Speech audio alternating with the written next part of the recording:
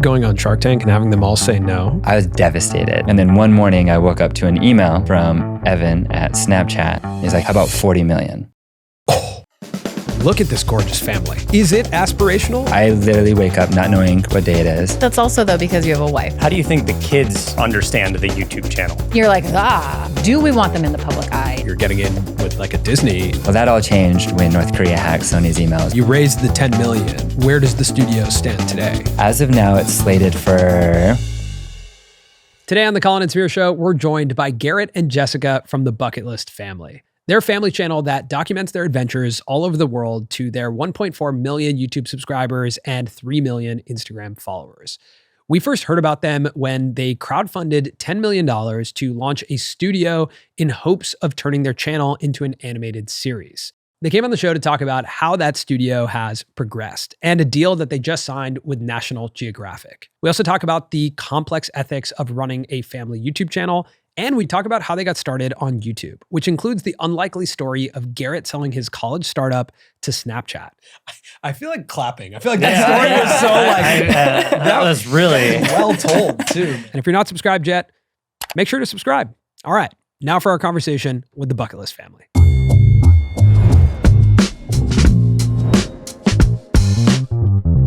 Jessica and Garrett, welcome to the show. Thank you. You guys are fresh off of an Antarctica trip.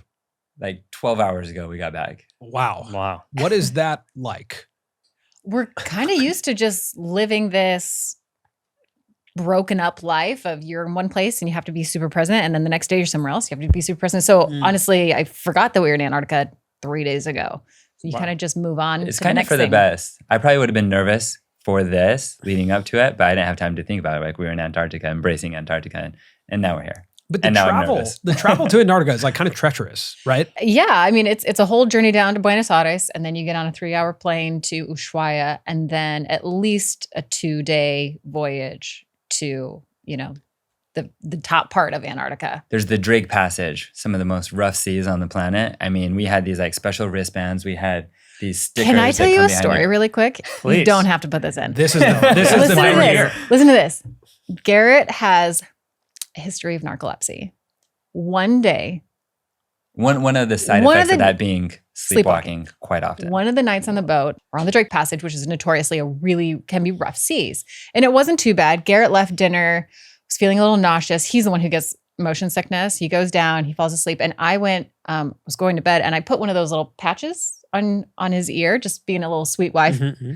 We go to sleep, wake up the next day, everything's normal. And then about halfway through the day, Garrett goes into the bridge, which is like the command center. And a guest can go up and no problem.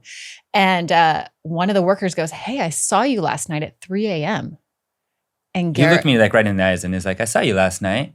And I was like, And he's like, "Yeah, you're the only person on the boat walking around in sandals and shorts. I mean, we're near Antarctica." And I'm looking weird. He was like, it was kind of creepy because I turned around and you were like staring at me through the window. Like you were on the outside of the boat, like staring at me through the window. And he's like kind of like startled. And then he's like, and then you walk down to the bow of the boat, like the front nose of the ship. And like there's waves like splashing over.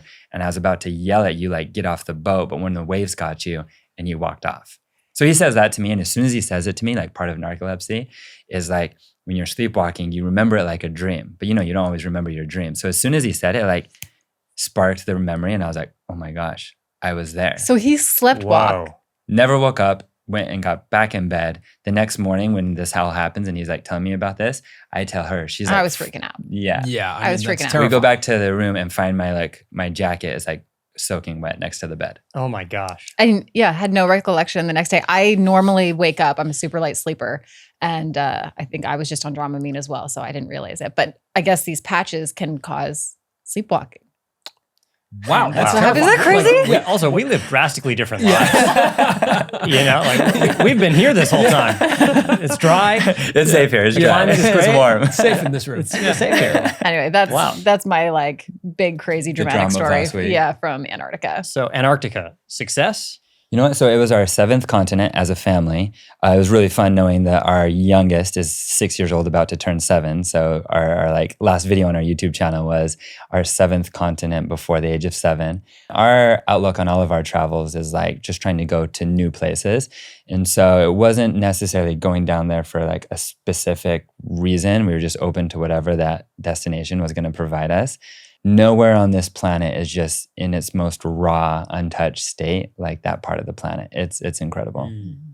And how much content comes out of a trip like that? Like how many videos do you produce? Do you think about that in advance or? Oh, it could just be like endless. For me, my mindset, Jessica handles all of our like travels and business and itineraries. Okay. And then I do all of the filming and also editing myself. And so going on something like that epic of an adventure, all I'm thinking about is I want to remember this forever together with my family. And what's that look like? Is it 1 video? Is it 3 videos? And again, it's kind of like we're our own target audience. What will I want to watch back when we're like older? And so for this trip specifically, on our way to Antarctica, we stopped by 2 islands. So first island, second island, and Antarctica. So we'll break it up into 3 videos, but that's nothing to do with like how will these perform and just everything to do with how do we want to remember this special family adventure. I would say stylistically that comes through. Like on the spectrum of family channels, Mm-hmm. there is very hyper-produced, where it feels like a kid's show. And then I would say there's you guys, where it feels like home movies. You know, like you're filming, some of the shots are vertical. Yeah. A lot of them are clearly on your phone. Oh, yeah. Right. I It mean, feels- 80, 90% are on the phone. Yeah. And that comes across. It feels very intentional. That makes me happy. One of my favorite things is when people travel with us for the first time and they see like behind the scenes, almost all the time, they'll say to us, it surprises me how much you don't have your camera out. They thought it would be like a production and I'm just like filming. And it's like, they'll say it's no different than any other family on vacation where a dad is like, oh, my child's about to jump off the diving board, let me pull out my camera. It's like those special Garrett moments. has an incredible ability to film something and live very much in the moment, where me and I think most people, you know, you're trying to like enjoy these first moments with your kids or your babies or the first steps, you know, and you're just like, no, I need this mental memory.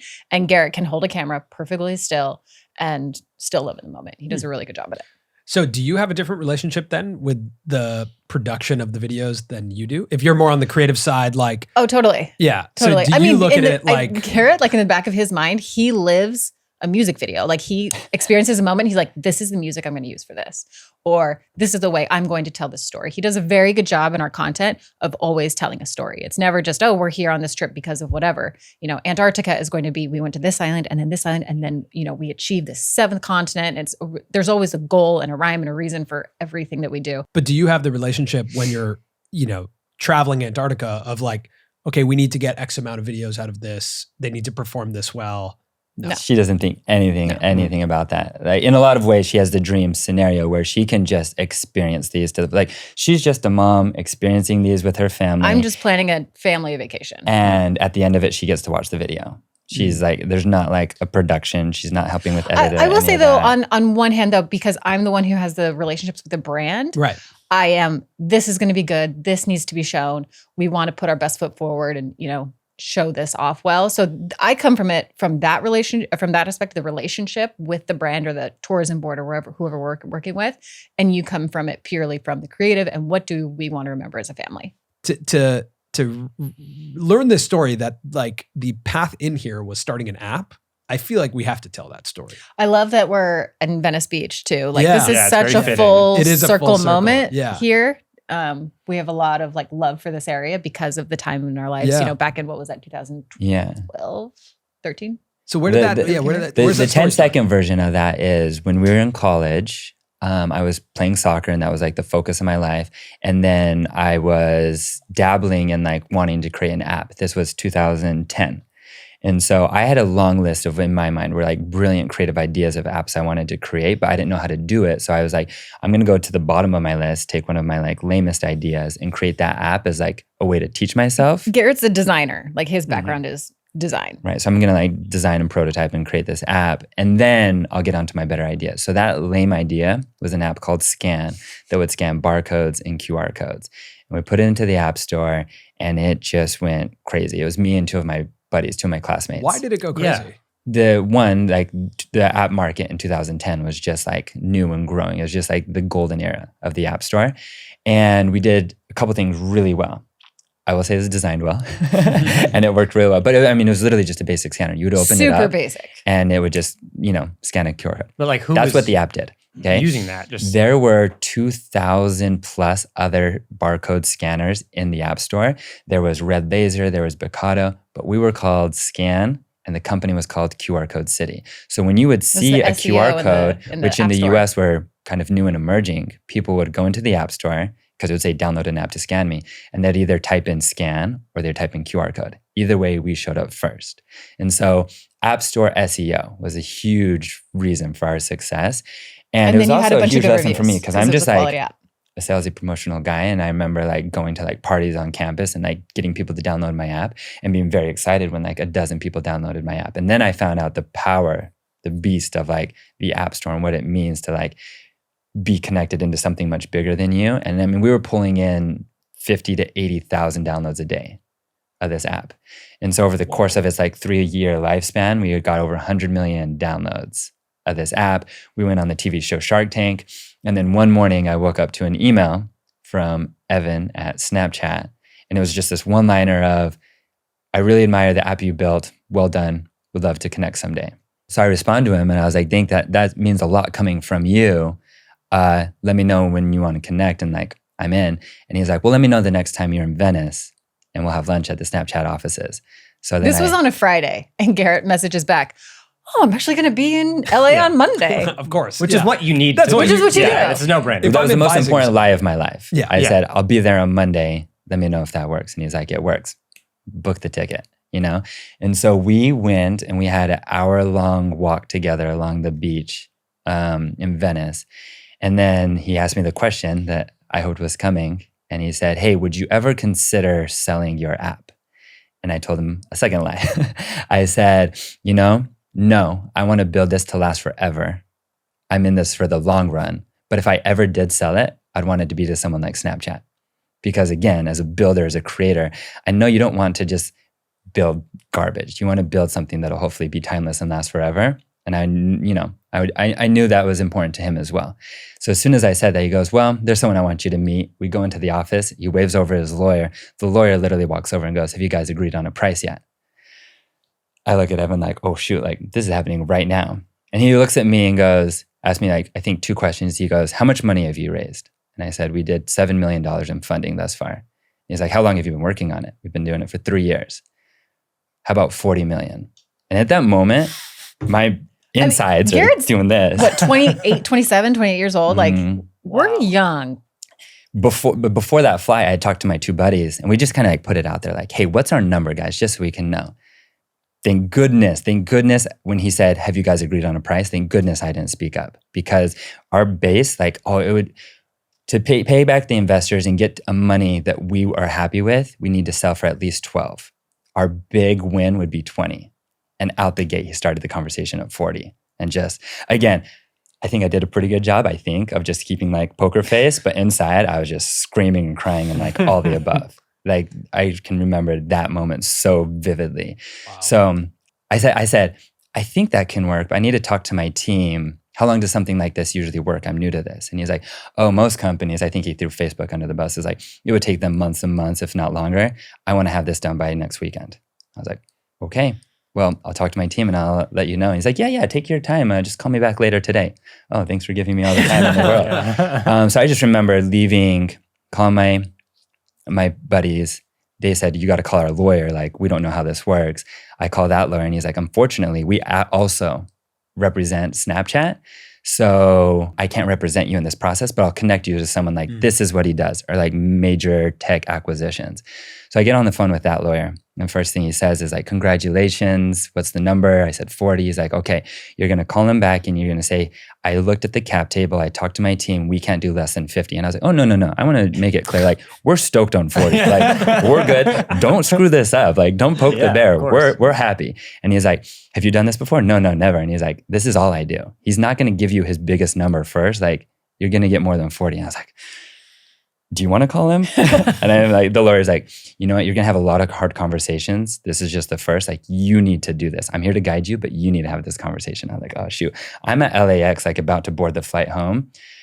I called back Evan and I was like, all right, thank you for your offer. I talked to my team. I looked at the cap table and I can't do less than 50. And then I'm just like cringing inside. And he's like, I'm sorry to hear that. Well, thanks for talking to me. And he hangs up.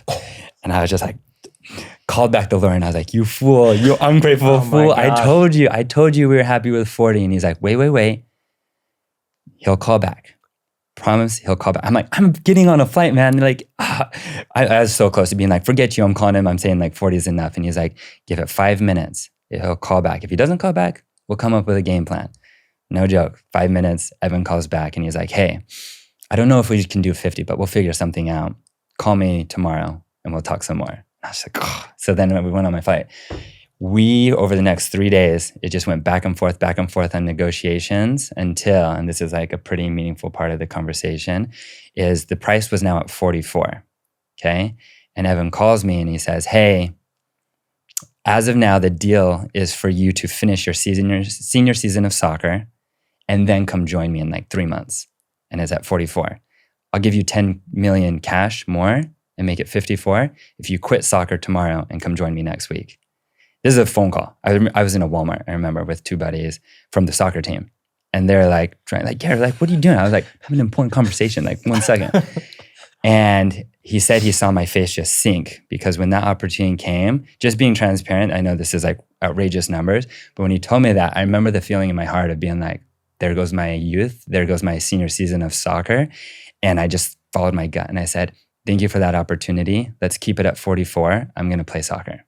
I'll see you in 3 months. And he's like, all right, respect, see ya. And then he hangs up.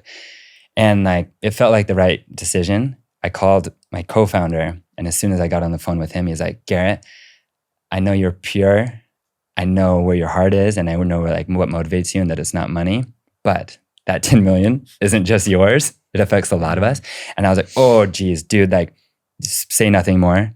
I messed up and I was thinking selfishly. I'm sorry. I'll fix this. So then I called Evan back and I told him the third lie. I said, you know what? As soon as I hung up, I was just far too excited to join Snapchat. If the offer's still on the table, I'll quit soccer tomorrow and come join you. He's like, deal. And the acquisition finalized at $54 million. I feel like clapping. I feel like that story was so like that was really well told too, man. It was a freaking roller coaster. So we That's a moved here to crazy Venice story. like immediately. I had just had literally 2 weeks prior had our second child, and we moved out here, moved to Playa Vista right around the corner, and we moved out here. I thought for the long haul. I was so excited to be out here.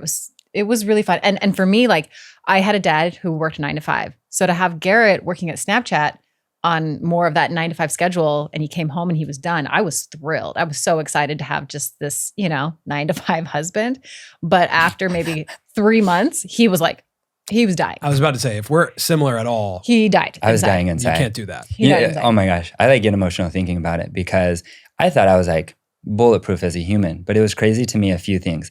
When I experienced a cultural environment, it was surprising to me how quickly, I'm like a very confident human, how quickly I started to lose my like self-confidence and care more about what like Evan and the higher ups thought about me than my own opinion about myself. It was like a very gross, toxic, new feeling to me that like, okay, I'm going to like try to survive this, but this is new to me and it's difficult. And then also it was hard for me to like turn off at 5 and like kind of live my life like giving half passion or like part-time passion. Building was someone really else's weird. dream. That's not It for was you. it was all just like new to me, but I wanted to at least give it a try. And I told her, I'm like, hey, 2 to 5 years, like let's do this. I was so happy to be here. I was excited to be out of Utah and moving on. I thought we were really moving on in life and doing the big things. And I was also just super grateful to Evan Yeah. and Snapchat for giving us this like life-changing money and opportunity. So I was in it for like 2 to 5 years and then we'll go from there. Was that all cash? It was like a combo of ownership in Snapchat and cash back when they were valued at $9 a share. It was a good time. Good time. What was can you talk through the moment where the money hit your account? Like the emotional I can experience tell of you that moment in very much detail. I remember it very well, just because we had just had our like second child. This all happened about the same time. And do you remember the moment? Because it was literally, I'm kind of a showy storyteller. I like to make even the smallest of life events like special and important. That's not a small life event. But I'm saying like, even with this, I'm like, okay, Jessica was about to like go into the hospital to like for delivery. Anyways, I remember the moment when I like pulled up the number, like our bank account on my phone, and like waited till she was like in labor, and I was like, check this out, and like made a big spectacle of it. And then the baby came out. It was just rolling in money. But it was a fun thing because like not wanting to sound like money hungry or greedy, we just like, it was absolutely life changing, and we were just so beyond grateful. We big time celebrated, and we didn't celebrate like go out and like splurge or spend. We didn't spend any of it. I think I bought a new laptop. We bought a king size bed. Remember? We bought a king size bed. That was our no. He's waiting. No. Oh, sorry. Sorry. That's probably the most drama we've had on the show. My heart was racing there. Oh, wow. But we were just so happy and thrilled, and we didn't like we felt like we literally won the lottery. I mean, and especially just knowing the hard work that went into it. It was such an awesome time for us. So we move out here. We're super stoked. We're both super stoked, but quickly I see the light in his eyes just drain. And I mean, we'd been out here for 3-ish months, and it just so happened we went to church one Sunday and ran into his BYU soccer coach. And he had said, hey, if you change your mind and want to come back. And I was kind of like, the door is closed. Like, we've moved on. And Garrett came to me and said, I want to leave Snapchat and I want to go back and play soccer. And to me, that was going backwards in life. So that's where the compromise of, okay, we'll finish your senior year of soccer, and then I want to do a little bit of traveling. And we moved back to Utah, finished senior year of soccer, and took a, for me, I'm like, let's go on a couple months of vacation. And Garrett, king of extreme here, is let's sell everything and do this whole, YouTube, and he goes big. And for me, for the first while, I was just on a family vacation. I was there to just enjoy it. And Garrett, kind of in the back of his mind, was ready to move on. And, So I'm curious. So you sort of were the impetus for travel. 100%. What in your brain made you think, let's document, let's do something with this? Like I said, the number one thing was just to journal. I'm a big time journal keeper. So I was just going to journal and document it. The entrepreneur in me was like, all right, I'm not going to like go on a year-long vacation. It's just not how I live. What is and it's not what's my business or what's my like money play here. It's just kind of like, what's my like venture here? What's my idea? What's my creative outlet during this travel? And so that's when I like came up with the name The Bucket List Family, created the YouTube and all of that. Again, so it was like, I'm going to journal this, but I'm going to do it in like, it is kind of like, oh, I see this like rise of this YouTube and social media in general. I want to like dabble in it. But this is 2015. This is long before any travel influencing was a thing, or especially travel influencing was a thing. It's interesting because I'm about to take off on like a month-long travel for my brother's wedding, right? And going to a ton of different places. And my first thought was, I should make videos about this. Yeah, you guys are eerily similar. I mean, even you like renovating your home. You don't do anything just because. Your first impulse is like, could this be a part of a home reno show? Yeah, I reached out to a bunch of networks to be like, I'm renovating my show. I'm open to be cast on a home reno. And my perspective is almost, I would rather pay more to not be on a home reno show, to just like have it be done and then let's just live there. Yeah. Totally. Yeah, I was like, and if not, I'll just document my own version of a home reno show. Maybe I can make a series out So of it. we go to outdoor retailer. Okay. Garrett goes to outdoor retailer before we took off. And he just started walking booth to booth and saying, hey, I'm traveling for, we're going to Tonga and New Zealand and Australia and all these places. You give me some free gear and I'll take some photos for you. Like that was kind of his mindset of how we could do this way back in 2015. Where does this like productivity mindset come from you? And when I say productivity, it's kind of like, sometimes I feel this where even on like a weekend, if I have no plans, I'll like sit on the couch and I'll be like, well, what is the thing I could progress right now? Or what could I do? Like, and my wife, whatever that disease is, I got it. We have it. My wife pushes back on that quite a bit, where like, I have to be, even if it's, I don't know, like anything, I have to kind of be creating something or doing something. It's very hard for me. Yeah. Like if someone turned to me and said, let's travel for 3 months, I would think the exact same thing. I'd be like, well, okay, cool. We'll make a series out of it. Yeah. Like, I don't know what that is. Or sometimes I think about like, I don't know. I try and like psychoanalyze You know what's myself. interesting? Where were you born? Here. And your parents were born here? No. So I don't know if I like believe this, but someone else said it to me. They said It was in an entrepreneurship class. Yeah, it was like, are you meant to be an entrepreneur? And it was like a 20 out of 20 question, and everyone's like sharing their scores, being like, I got a 13. Oh, that's pretty high. I got a 16. Like, oh, that's like the highest I've heard in years. I was like, I promise you I didn't lie, but I got a 20 out of 20. And one of them was, are you like a second level generation immigrant?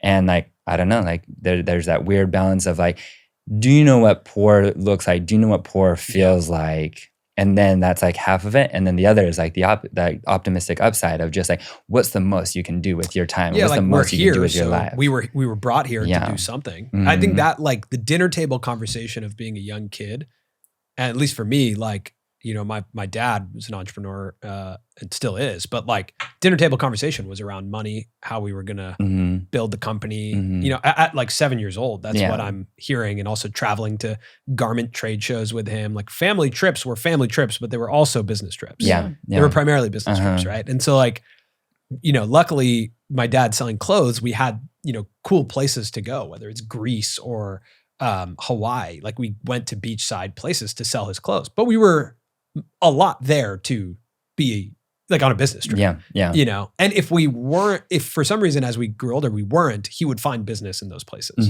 Right. And so I think that's like obvious as a kid, like getting exposed to that. So is your wife sometimes just like, can we please just be for a minute? But I think she now is also I've probably rubbed off on her a bit more too. I think Colin probably knows, like we are just like, yeah. And I my work is to like solve how to slow down. I feel like that's my life's work, or to accept that's just not who I am.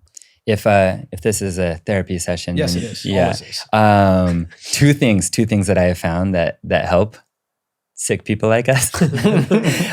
One is surf. Yeah. And I purposely don't have like a smartwatch or anything. It's the only time where I'm like truly like at a hyper level, so beyond present, because for your safety, you have to be. I think that's why surfing has just become my new addiction, because it's like, oh, I can finally feel like true disconnect. And then the other, and this would be like, you know, the dream for spouses, is when you go on a trip where you don't have the option of connection. Some of our favorite travels, if we go on a sailboat and we go off the grid, where internet is just not even an option. It's just some of the most special times, because unfortunately how connected we need to be in like what we do. It's a pretty good cure. I found that with swimming and tennis. Those are two things. Tennis, like the ball's coming at you. You have to focus on the ball. You lose focus on the ball, you don't hit the ball. It's like it's like very elementary, but I found that those two activities for me, I love that. Present. Yeah. Do you both have the same motor for traveling? Like, are you both at a level where you're still equally enthusiastic about it? You're excited about it? Surprisingly, yes. Yeah. And that goes to when she said, let's do a little bit of traveling. That agreement was, we'll do 4-6 months of travel until, an important part to this story is when we got that acquisition money, I'll say this, I have the fortunate and unfortunate background that some of my family would have been considered very wealthy for some time and then lost it. And so for me to see how quickly that can go, one of the most important lessons in my life. So we sold everything, made $45,000 from selling our car and clothes and furniture. And the agreement was, we'll use that money, nothing from the acquisition. Nothing from the acquisition. We won't touch it. If we have to touch it, that's when we're done traveling. Well, and at the time, to be transparent, when we got our first payment, it was, I think, 1.7 million, which is life-changing money, but not enough to like hang up the boots and that was stop like working. The cash upfront payment, not like the ownership equity in Snapchat. Right. Okay. So it was one of those things like, if Snapchat dies tomorrow and we never see another dime, like we have to be smart. We can't be idiots. We can't just be traveling. Because there was still an earn out of more cash later. Right. Yeah. Got it. Right. So for us, it was 4 months of travel. Then we're going to come home, reevaluate, and then decide what was next. Garrett actually pitched some investors on a next business idea. They were ready to fund his next venture. And then, you know, in my eyes, we were going to come home and we were going to do it again. But much to my surprise, we came home and I was like, I'm loving this. I love living out of a suitcase and I'm actually thriving. So like the moderate Colorado girl next door was loving living an unconventional life. And Garrett, of course, was probably going to be in no matter what. So when we came back after 4 or 5 months of travel at that Christmas, and we decided, let's keep going. And that's when we went into like business game plan. And then we went into game plan. Well, what are we going to do? Yeah. Because again, we don't want to be foolish and touch the acquisition money, and the 45,000 is near gone.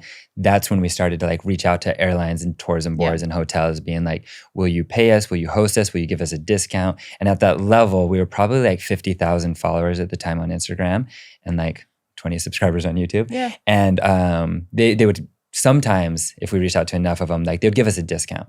But then as we grew, and also as like influencing as a whole, that like space grew, then they became more familiar and aware and willing to like test it out. So then they would like give us it for free. So the bleed of our like cash was like slowing down at least. We were traveling and it was still costly, but at least like cheaper. And then, you know, we probably traveled for a year, maybe breaking even. Barely breaking even. And then, you know, 2017, 18 is when people started paying creators. And I'll never forget some of our first deals, and, you know, making $600 off of a post was just such a big deal. I mean, we had our savings and we had our money. We didn't necessarily need it, but to have this new venture and start making money, it was like a really exciting time. I think it was an important thing, though, at least for me and how my brain works, is it was important for me to like put the acquisition, not just put it aside, but like mentally forget about it. And so if you ask me, as ridiculous as it sounds, like I was poor again. I had like the money in the bank that was quickly dwindling away. And I was like, perform or die, especially because I knew like I wanted to keep traveling. And if we can't figure this out, then we're done traveling. And so I felt like a young, hustling, rookie entrepreneur. And that's like my favorite version of myself. And so I like to purposely position myself in that, so that like, again, not only did it help us like perform the best, but it also just like, that's when I'm maybe my happiest self. So I'm the same. And I would say, though, the danger that I've experienced with that, and I'm curious about this, is creating that environment for others who don't like that environment. Does that make sense? Mm-hmm. So like for me, I work my best when my back's against the wall, when the stakes are super high, and when I feel like it's survive or die. But I don't think Colin works his best like that. Right. And I think I've noticed that at times I have in our career created that environment because it's very motivating for me, but it kind of it's not a great creative environment. Well, I think sometimes for me, it makes me feel like for some reason we're not doing well. Right. And I'm like, wait, I think we're successful right now. Why are we acting? And I'm not saying we should be foolish. Right. But like we're treating ourselves as if we're not doing well. Like we're not succeeding. We should feel somewhat good about what we're doing and not always treat ourselves like we're failing. Right. Yeah, it's a very interesting like psychological battle because it drives a lot of purpose. And then sometimes it is your reality. Like you do live in that reality. But yeah, I'm curious about that. Being married to your business partner has been a very interesting thing to navigate. And we both have such different work styles. And for him to realize early on, you know, I don't want to be up until 3 a.m. working. Like I'm going to go to bed, and Garrett's not. He's going to like go until the job is done. Yeah. And, you know, and I'm going to care about these little things and logistics and the kids and all this stuff. And, you know, again, Garrett's got his one track mind. So just navigating, I think that relationship in a marriage has been totally. I don't know. I was telling literally on the way here, I was like, I've loved the last 6 weeks together. I did a big press tour for my new book. We went to Antarctica, and I've loved every second of like being by Garrett's side. We've had a really great time together. And I mean, we've been working together now for almost 10 years. We've figured it out, but I still would not recommend working with your spouse. It's very difficult. Very, very difficult. I would recommend it. Yeah, I mean, I can imagine 100%. Yeah. I mean, I think it's beneficial that we're not married. For sure. We have some separation. We get to have separation. Yeah, it's so interesting though, because I think I always think about like what I would do with, you know, like I've always craved that I think we all grew up at a time where, you know, the big tech acquisitions, like that was the aspiration for a young 20-year-old, right? Like that was what everyone was playing for. We watched the movie The Social Network. Right. You heard about Evan Spiegel. You're like, I got to build an app and sell it. Yeah. You lived it, which is so interesting. And that was, I think a lot of when we were young and started our first YouTube channel, that was also the aspiration. Yeah, we didn't look at it as You a know? YouTube channel. We Yeah. were like, this is business, and people are selling businesses, right? Yeah. Yeah. Yeah. Mhm. Yeah. And How we- old were you when you guys started that? 21. Yeah. Okay. And we were Yeah, so 24 when we went through our acquisition. Mhm. And yeah, I mean, it wasn't as much cash. It was a lot of like, stock and like, Mhm. getting a job essentially. Yeah. Just like, But especially at that age, so much of it is like experiencing that process, like going through that that process. was a crazy process. Yeah, exactly. What was I'm just wanted to go back to this. What was the experience of like telling Evan Spiegel that you were going to leave after 3 Yeah. months? Because that You have to tell him the story. This might not be for the Sure. video, but this is This a is typical Garrett G. any story that needs to start with "This is a true story." What I'm about to tell you, okay, is I'm working at Snapchat, and she says like, "Oh, I decided I was unhappy, so I told her I'm going to leave and go play soccer." How it like actually happened was this: that I was committed. I was like, you know what, I'm unhappy, but he bought my company. He paid a fancy dollar for it. Like, I'm in for the long run. Okay. Then one day this happens. James Franco made a movie dissing on North Korea. North Korea hacks Sony's emails. Sony CEO sits on the board of Snapchat, who acquired my company. Journalists dive into those email hacks and just find any information that was confidential that they could. Within The scan acquisition was completely confidential. We couldn't tell our parents. We told our parents we moved to Venice because we had a new business partner. I had they didn't. sold nobody my knew company anything. for $54 million, and my siblings did not know about it. Okay. Oh. So it's completely private. And at first I had said earlier today, I was like, oh, when I started the company, I was like, it would be really cool to someday like have my name up in like TechCrunch or Wall Street Journal of like, this acquisition happened. And when that didn't happen, I was like, am I bummed? And then I quickly realized like, no, this is actually like the best case scenario. We got like this life-changing money, but no one's going to treat us differently. And we can choose how we want to live our lives because nobody knows about it. Okay. Well, that all changed when North Korea hacked Sony's emails because I'm at Snapchat offices on December 16th, her birthday. And even my coworkers thought I was just like a hire out of college. So I'm sitting with the design team and the designer next to me is like, hey, Garrett, check this out. And I look at his computer and it's literally the cover of Wall Street Journal saying Sony leaks update, Snapchat acquires Utah company Scan from Garrett G for $54 million. And there's a big picture of me. And I'm looking at it and I was like, oh. And he looks at me like, who are you? What's your name again? Whoa. And I was like, and then right then the door opens. Evan and the lawyers like come in, they're like, Garrett, come with us. And they literally just sat me down. They're like, hey, things are obviously going crazy. Turn off your phone. Do not talk to anyone. We'll come up with a game plan and talk to you tomorrow. This was like the end of the workday. Jessica, like 10 minutes later, picks me up. We were going to go have a special dinner for her birthday. And she's like, how was your day at work? And I was like, you know what? Like, it was a crazy day, but I want this night to be about you. Like, let's just talk about you. And if you haven't realized, like, Jess is just the most selfless human on the planet. She's like, no, tell me about your day. And I was like, okay, so this is what happened. And just like spilled the thing. Anyways, long story short, that like put this weird curveball into everything at Snapchat. Just the whole company started like to morph and change. And my role, now people understood like who I was and like how I came on the company. So they now couldn't have me as just like a ambiguous designer on the team. It was like, okay, Garrett and his team are actually working on the secret project and they get their own office now. And it just changed things big time. And that sparked the change. And I remember before making the big decision, not only having the conversation with Jess, but I remember calling my brother, who's a high school teacher, and just the person who perhaps I like respect and admire his like life wisdom the most. And I called him and I was like, hey, surprise, surprise, I made a lot of money and I'm now working at Snapchat and I want to quit. I'm making 180 as my salary. I get $1 million bonus for each year I'm here. And this is how much money I got from the acquisition. If I leave, I'll keep the money from the acquisition, but I'll give up my 180 salary and I'll give up my $1 million a year bonus. And then he's like, okay, can I call you back? He calls me back like, 20 minutes later. And he's like, I'll be honest, I just can't even like get past those numbers. Like I'm a high school teacher. Yeah. I don't understand these numbers you're talking about. They're absolutely outrageous. But he goes, but I know you. I know what your like work ethic is, what your future is. And most importantly, like, I know where you find happiness. That you got to leave. You got to walk away from that money and you got to quit.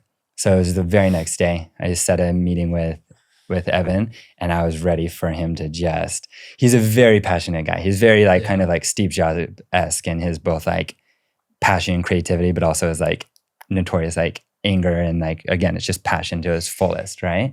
And so when I went to, I was really scared. I remember I got a bloody nose that morning, just like how nervous I was. And I sat down with him, and just so much props and admiration for Evan, because when I told him, the first thing he said, he's like, I get it. I knew it was a long shot bringing like someone like you in.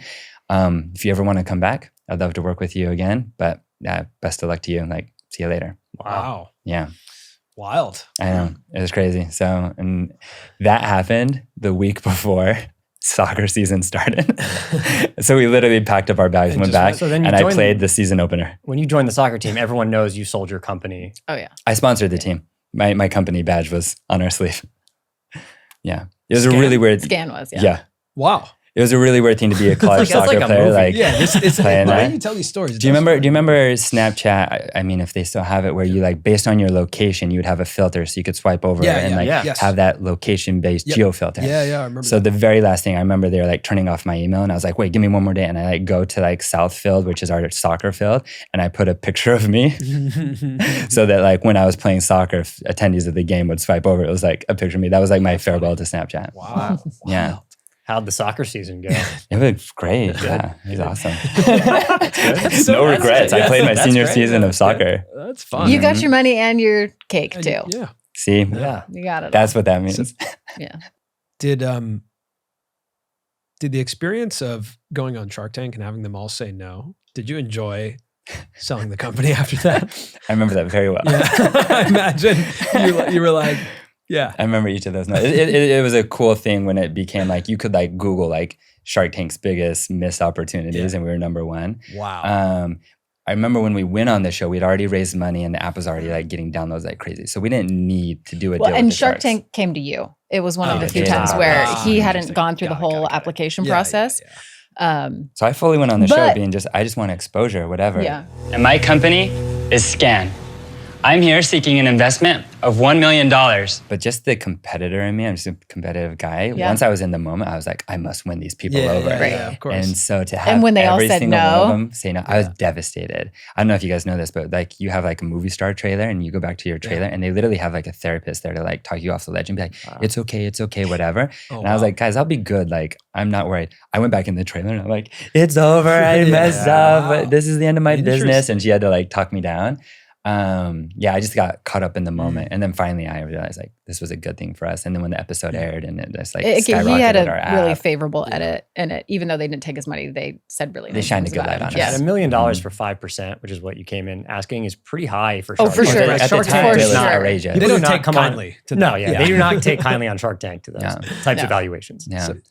So when you guys first started making YouTube videos, then like after all this, do you remember the first time when like the viewership on YouTube specifically started to pick up? Because it sounds like Instagram picked up before YouTube. Yeah, definitely. Do you remember that experience of like what did it feel like for YouTube views to start coming in and a community to start building there? That's where we started to learn a lot about ourselves and how we relate to social media in the most like true, pure way. Jessica's like not made for social media, and that's what I love about her. Why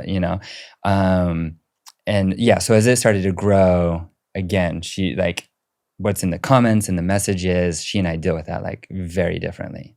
Got it. And how do you differ in that? I mean, I can imagine, but Oh, I'm a people pleaser. So when you read those comments and you're like, oh, you should mother it this way yeah. differently. or better I or think a lot whatever. of it was just like, how dare you not buckle your kid properly in a car seat, or how, I don't know. People just always so critical on different things and how you're spending your money or how you're raising your kids or where you're going and what you're doing and what you're not doing. Anyway, yeah, it's just hard for me. And that's been something the last 8 years that I've had to, I've gone through these ups and downs of mental health and dealing with being in the public eye. It's been a challenge for me for sure. Yeah, I can imagine. yeah, that is difficult, especially with children, because For sure. obviously you care the most. For And sure. the people who are commenting care the least For sure. about the well-being of your children. Well, and early on, it was one of those things where I was like, you know what? I need a thicker skin. Like this is good for me. And for a couple years, I was great. And then there was, there's been some ups and downs, and Maybe a couple of years ago, something happened and I was just like, I'm out, and Garrett has been the one to step in and really take over that comment section. And I've had just to find that balance of like how I can be involved and see stuff, but also, not look in the comments ever. Yeah. I find the tough thing with the comments is that many times for a creator, your self-awareness is your superpower. So if you understand things about yourself and how other people will perceive them, you can be a better YouTube creator. For sure. Because you can mold yourself to what you think the masses probably will like. For sure. But because of that, you're probably also self-aware of some of the things that make you insecure or that you're not happy about. Totally. And then you see them in the comments, and even if it's just 10% of how you feel, it just explodes. For sure. And now it's like 100% of how you feel that day. Right. Mm-hmm. Yeah, absolutely. Yeah, I mean, it's interesting because I imagine this, there's this complicated relationship with like, hey, this thing is like an amazing platform we've built with our family. For sure. And it comes with the, the good and the bad, right? Like putting yourself out there is just there's a thing Colin says about like when you first start a YouTube channel, like a lot of people will come into the comments and be like, wow, this channel's so underrated. Like you're so underrated. This is so great. And why don't we have more views? Yeah. Why don't you have more subscribers? Yeah, you guys are great. You guys are great. And you just feel great. You're like, you're right. Why don't more people I'm going to be watch so us? great. Like, this is so great. And then there's a tipping point, right? Where it's like, oh yeah, you go from being underrated to rated. Everyone's ready to judge you, right? And everyone's ready to be like, why does everyone like these people? Like this sucks. Like, and it's this weird moment in time where there's no middle ground. It doesn't go from like, I remember I think it was Instagram when we went from 1 million to 2 million on Instagram. And I had told Garrett, I was like, we're too big now. Like we kind of past that threshold of just having all the people come in. Because for the longest time, and still to this day, like if there's one thing I'm going to toot my horn about, it's the incredible community and demographic that we have. Like the people that follow us and really follow us are the best of the best people. And I love that so much. But, still, depending on the platform, you get jerks out there. So, just a lot more have come along. Who is the audience for the Bucket List family? You know what? It sounds weird to say it, but it's good people and it's families and it's all around the world. It's really cool. We're 50% international. And something that's interesting is our YouTube audience specifically, they're not YouTubers, they're Instagrammers. When you dive into our analytics, you see that most people are coming from Instagram and they're watching our YouTube and nothing else. It's like almost 90% of our views come from Instagram. No way. Like literally like the click rate. Yeah. Like for the first time ever, we had like a YouTube expert like look at our analytics. He's like, this is weird. Like this is completely different than anything we don't I've get ever anything seen. from the algorithm, like at all. Yeah. Interesting. It's like YouTube hates us. But it's just like or you're people making who come from decisions that outside. are actually just not optimal. Well, and that's for growth. I mean, when I say but again, Garrett doesn't play the YouTube game. He uses copywritten music. He makes 20 to 30 minute videos once a week. We don't play the game. So I'm not say I would argue though right now, 20 to 30 minute videos. It's playing it. It's like it's kind of like playing in our favor. I would say that like some of your titles and thumbnails are really optimal and some of them are not. And I think the viewership changes per those. Same with your intros. Like you watch your videos and they're like, oh, you're making these more similar to home videos than what like a true YouTube retention specialist would recommend. 100%. It's like I said before, literally every decision is like, shoot, do I do this to perform or do I do this for my journal? And that's just my weakness. The first time I came across you guys was via Instagram. And it was because my wife was like, look at this gorgeous family. And I remember it very well. And it makes me think about like, are you guys conscious of the concept of like creating aspiration? Right? Like your content is inherently aspirational. And does that ever come into play of just like is it aspirational? I guess is the question. Like, are you, as you're living it, you're like, this is what everyone would want. I know it's a weird question. It's an interesting question. Yeah. What I really like about it is that like on the surface, our content's about travel. Yeah. But you ask our audience, it's been so cool to be on Jessica's book tour because while she's signing books, I'm just getting to like hang out with people online and just talk to them, get to know them. And it's just like the biggest focus group ever where I'm learning like, oh, this is why people have connected with us. And every time it's like, oh, I saw this exciting video where you went and you were like cage diving with sharks. And that was the first video I watched. But then I started to watch more and more. And now it's like what the content is about, what it's actually about behind like, the facade of travel is about family and like a much more meaningful message. And so, yeah, like if we can be aspirational for people in the sense of family, like 1000%, we've achieved our goal and our message.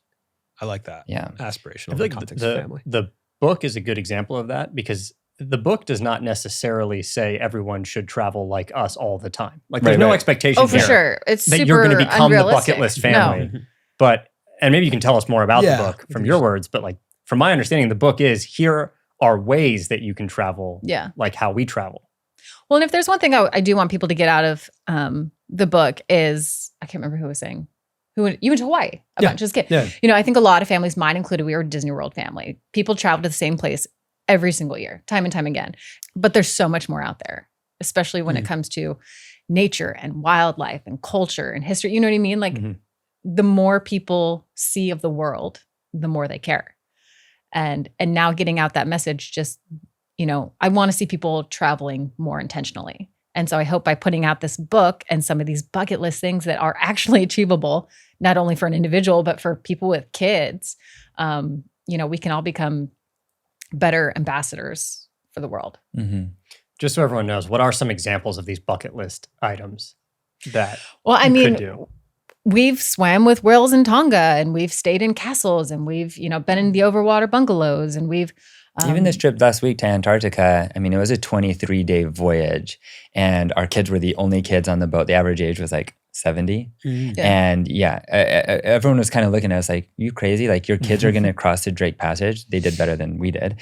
And then also it's just like, it's a pretty intense thing. You're there like literally amongst the elephant seals and fur seals and the penguins and everything. Like it's Antarctica is crazy. And, but we'll show very well in our videos, like how doable it is and how family friendly it is. And it doesn't need to be these, very expensive trips on safari, but you can go to Baja, Mexico, and go to this lagoon in San Ignacio and have gray whales come up to your boat and want to be pet. Like stuff like that, people just didn't even know existed. So having that's like a very affordable experience. It's a very affordable experience over, having to. Safari. I realize is an absolute. Disney World, yeah, it's true. Yeah. Yeah. And so, but even like going back to like what's the deeper message behind the message is when my friends have asked me, hey, like, welcome back from Antarctica. How was it? I find myself, the first thing I say is like, oh, it was incredible. Like 23 days on a boat with my family. Like my kids didn't have school and soccer and music practice and all of that stuff. I didn't have internet connection the majority of it. So like what a unique time to be together as a family on this adventure. I find myself talking like more about like, oh, this is what it was as a family experience than just like, oh, the icebergs and this and the penguins. How do you think the kids relate or understand the YouTube channel?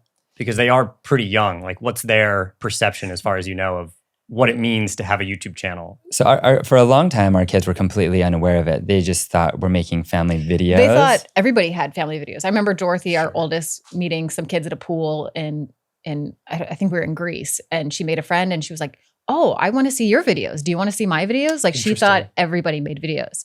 And now, now they're starting to realize she's 11. She's starting to get it. She's actually starting to want to make her own videos and create her own content, which is really, really fun. But they would like come home from school and be like, what's a subscriber? Like somebody at school said we have a lot of subscribers. Right. Just a fun moment. We got our gold play button, right? However many years ago.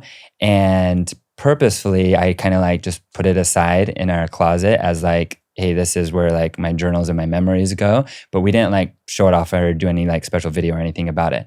And then I remember our middle child, his name's Manila. He came home from like 3rd grade and is like, Dad, what is a gold play button? And I was like, excuse me? Again, he doesn't like know anything about our YouTube channel or whatever. That's why he was like curious, because a kid at school had said, I hear, you have 1 million subscribers, you have a gold play button. He's like, I don't know what you're talking about. So he comes home and talks to me about it. And I said, that's something you get if you get 1 million subscribers. I had like the whole conversation with him. And he is like, thinks about it, is super thoughtful. And he's like, well, keep working hard, Dad. You'll get there someday. It's like, okay. So I mean, that's funny. It's been a weird balance of why we haven't made our kids like fully aware from the beginning wasn't necessarily like for those reasons. It was more so just how we relate to social media in general. That our kids like don't have phones, they don't have screens, they're not consuming social media content. Other than they know we make videos. Yeah, they know we make these videos and then we get to watch them and that we share them with people. They understand that. But they don't get the gravity in the audience, and it's really something weird as a parent to navigate. You know, this is such a new world that we live in, and Garrett and I every day are having these conversations of how does this affect our kids, and do we want them in the public eye, and how does it? You know, it's a whole spiral. Yeah, I mean, surely they are in the public eye, right? I mean, surely like people. I mean, can recognize we have an Instagram account for each of our kids, and they all have, I don't know, 250,000 followers, right? Yeah, and those literally just started. Yeah. The whole thing has been interesting because we'll sometimes get like criticism, like any family YouTuber would, of like, hey, why do you have your kids on camera? And it's something I'm super passionate about because I'm like, guys, you don't understand. Like, this started from the most pure place. This was literally a family journal. Each of my kids' Instagrams was me being like, I want to remember this child in every day of their life. So I'm going to post one photo a day. But again, it wasn't in my mind like post a photo a day. It was like save a photo a day. And then they just grew big. And then even our YouTube channel, like video 1, it's us being like, hey, mom and dad, we're going on this trip around the world. We want to remember and share it with you. So we're going to make these videos once a week. In video like 4, it was even like later than that, like video like week 12, I'm like, hey, Jacob and Brandon, thank you for subscribing to our channel. We're now up to like 8 subscribers. Like, you know, it was just a family like journal and nothing more. So when people are like, why do you put your kids in the public eye? It's like, no, like you guys did that. We just made family videos. We made a journal. It grew bigger than and became like a career in an industry, but that was never the plan. Well, and early on, though, they were private, right? Mm-hmm. So over time, you were the one that had to convince me to make it unprivate. Mm-hmm. And that conversation, yeah. Do you remember like the main reason why I shared with you and what you decided like, okay, let's do it? There just came the time where, for me with social media, I think you can put out good, bad, or nothing. And my personality is probably the nothing. Like deep down, I'm like, you know, like let's just be ourselves or, you know, keep it close to our family or friends or something. But when I started to see the impact we were having on people and how important it is to put good out in the universe, to put out family, to put out kindness, to put out service, to put out adventure and travel, you know, like all these great values. It took me a minute to realize how much good can be done and should be done. And we've been given so much and we have the responsibility to share it. So that came maybe a year into our travels that, you know, I had to really become just a more confident parent I am confident in what we're doing in our attentions and the way we're parenting. And I want to put that out there. I want to share that with the world because I think more parents should, you know, do the same, put out goodness and put out kindness and put out love and family and all those good values.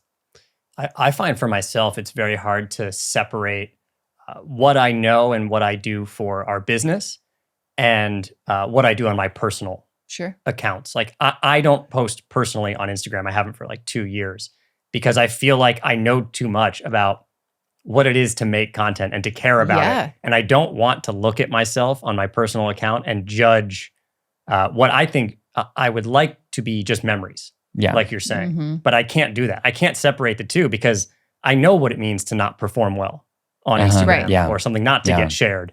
And then I look at it and I'm not able to look at it objectively like, oh, that's a nice moment that I had. Right. Do you face that as well at all of like where performance meets family memories? On a weekly basis. When we put out but it's the same thing. And I'd like to like say I've stayed true to our like purpose and why we started originally, because every time when I make a video, I mean, I literally am editing Antarctica and it's like, okay, this video will perform better if I do ABC, but I'm going to like this video better if I do XYZ. And it's like a 2-second negotiation with myself. And I'm like, no, I'm going to do XYZ. I want this for me. And I think our background, selling Scan, having that financial stability has made us as creators be able to do things that most people don't. You know what I mean? Like we don't have to worry about the numbers. And Garrett, like our YouTube, I mean, you monetize 1 out of 10 videos. We just don't monetize because he uses copywritten music. Because every time I'm like, this is the song that would make it perform better, make us more money. This is the song that better reflects the way I remember this moment. And that's what I'm going to choose. So that was the first conversation Colin and I ever had. That is true. Was Wait, really? Yeah. He was making a series out in Colorado about his club lacrosse team. That's how we met. I watched the trailer And I was like, I'd love to put it on my channel, which was called the Lacrosse Network. I was really viewing it as like a TV network. Yeah. So it's like, I'd love to essentially acquire the rights to your show, right?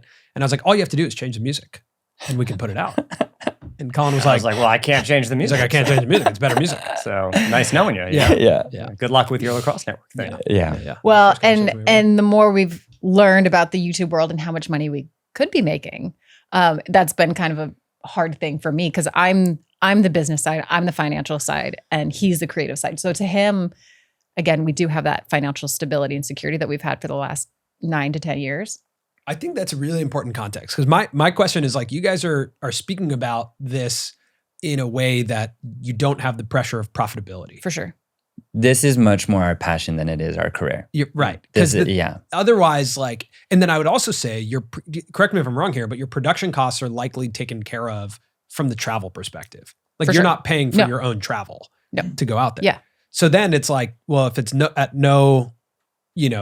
like a lot of creators, what the issue is like they're like, let's say Yes Theory, right? They travel a ton. It costs them a lot of money to go take their crew out to, one of their destinations. So the pressure of performance is high. Totally. Yeah. And those guys are really passionate about travel. I've spent a lot of time with them, but that still plays a factor into it, of course. Like it has to also perform. But it's interesting to recognize that this is a different, like that your entry point into YouTube was not from a place of, I need this to work as a job, which I actually think is a very dangerous way to enter YouTube. And I know that from experience because it was our entrance into YouTube. And our entrance into commercializing creativity. For sure. And then you have that additional layer of like, you have to be very careful about commercializing a family journal. Right? Totally. For sure. Yeah. And be very thoughtful about how you do that. For sure. So where does the, monetization come into play? Because the thing that's very fascinating about you guys, the first time we talked, like I found the way you're thinking about this next chapter of the career to be very unique and interesting.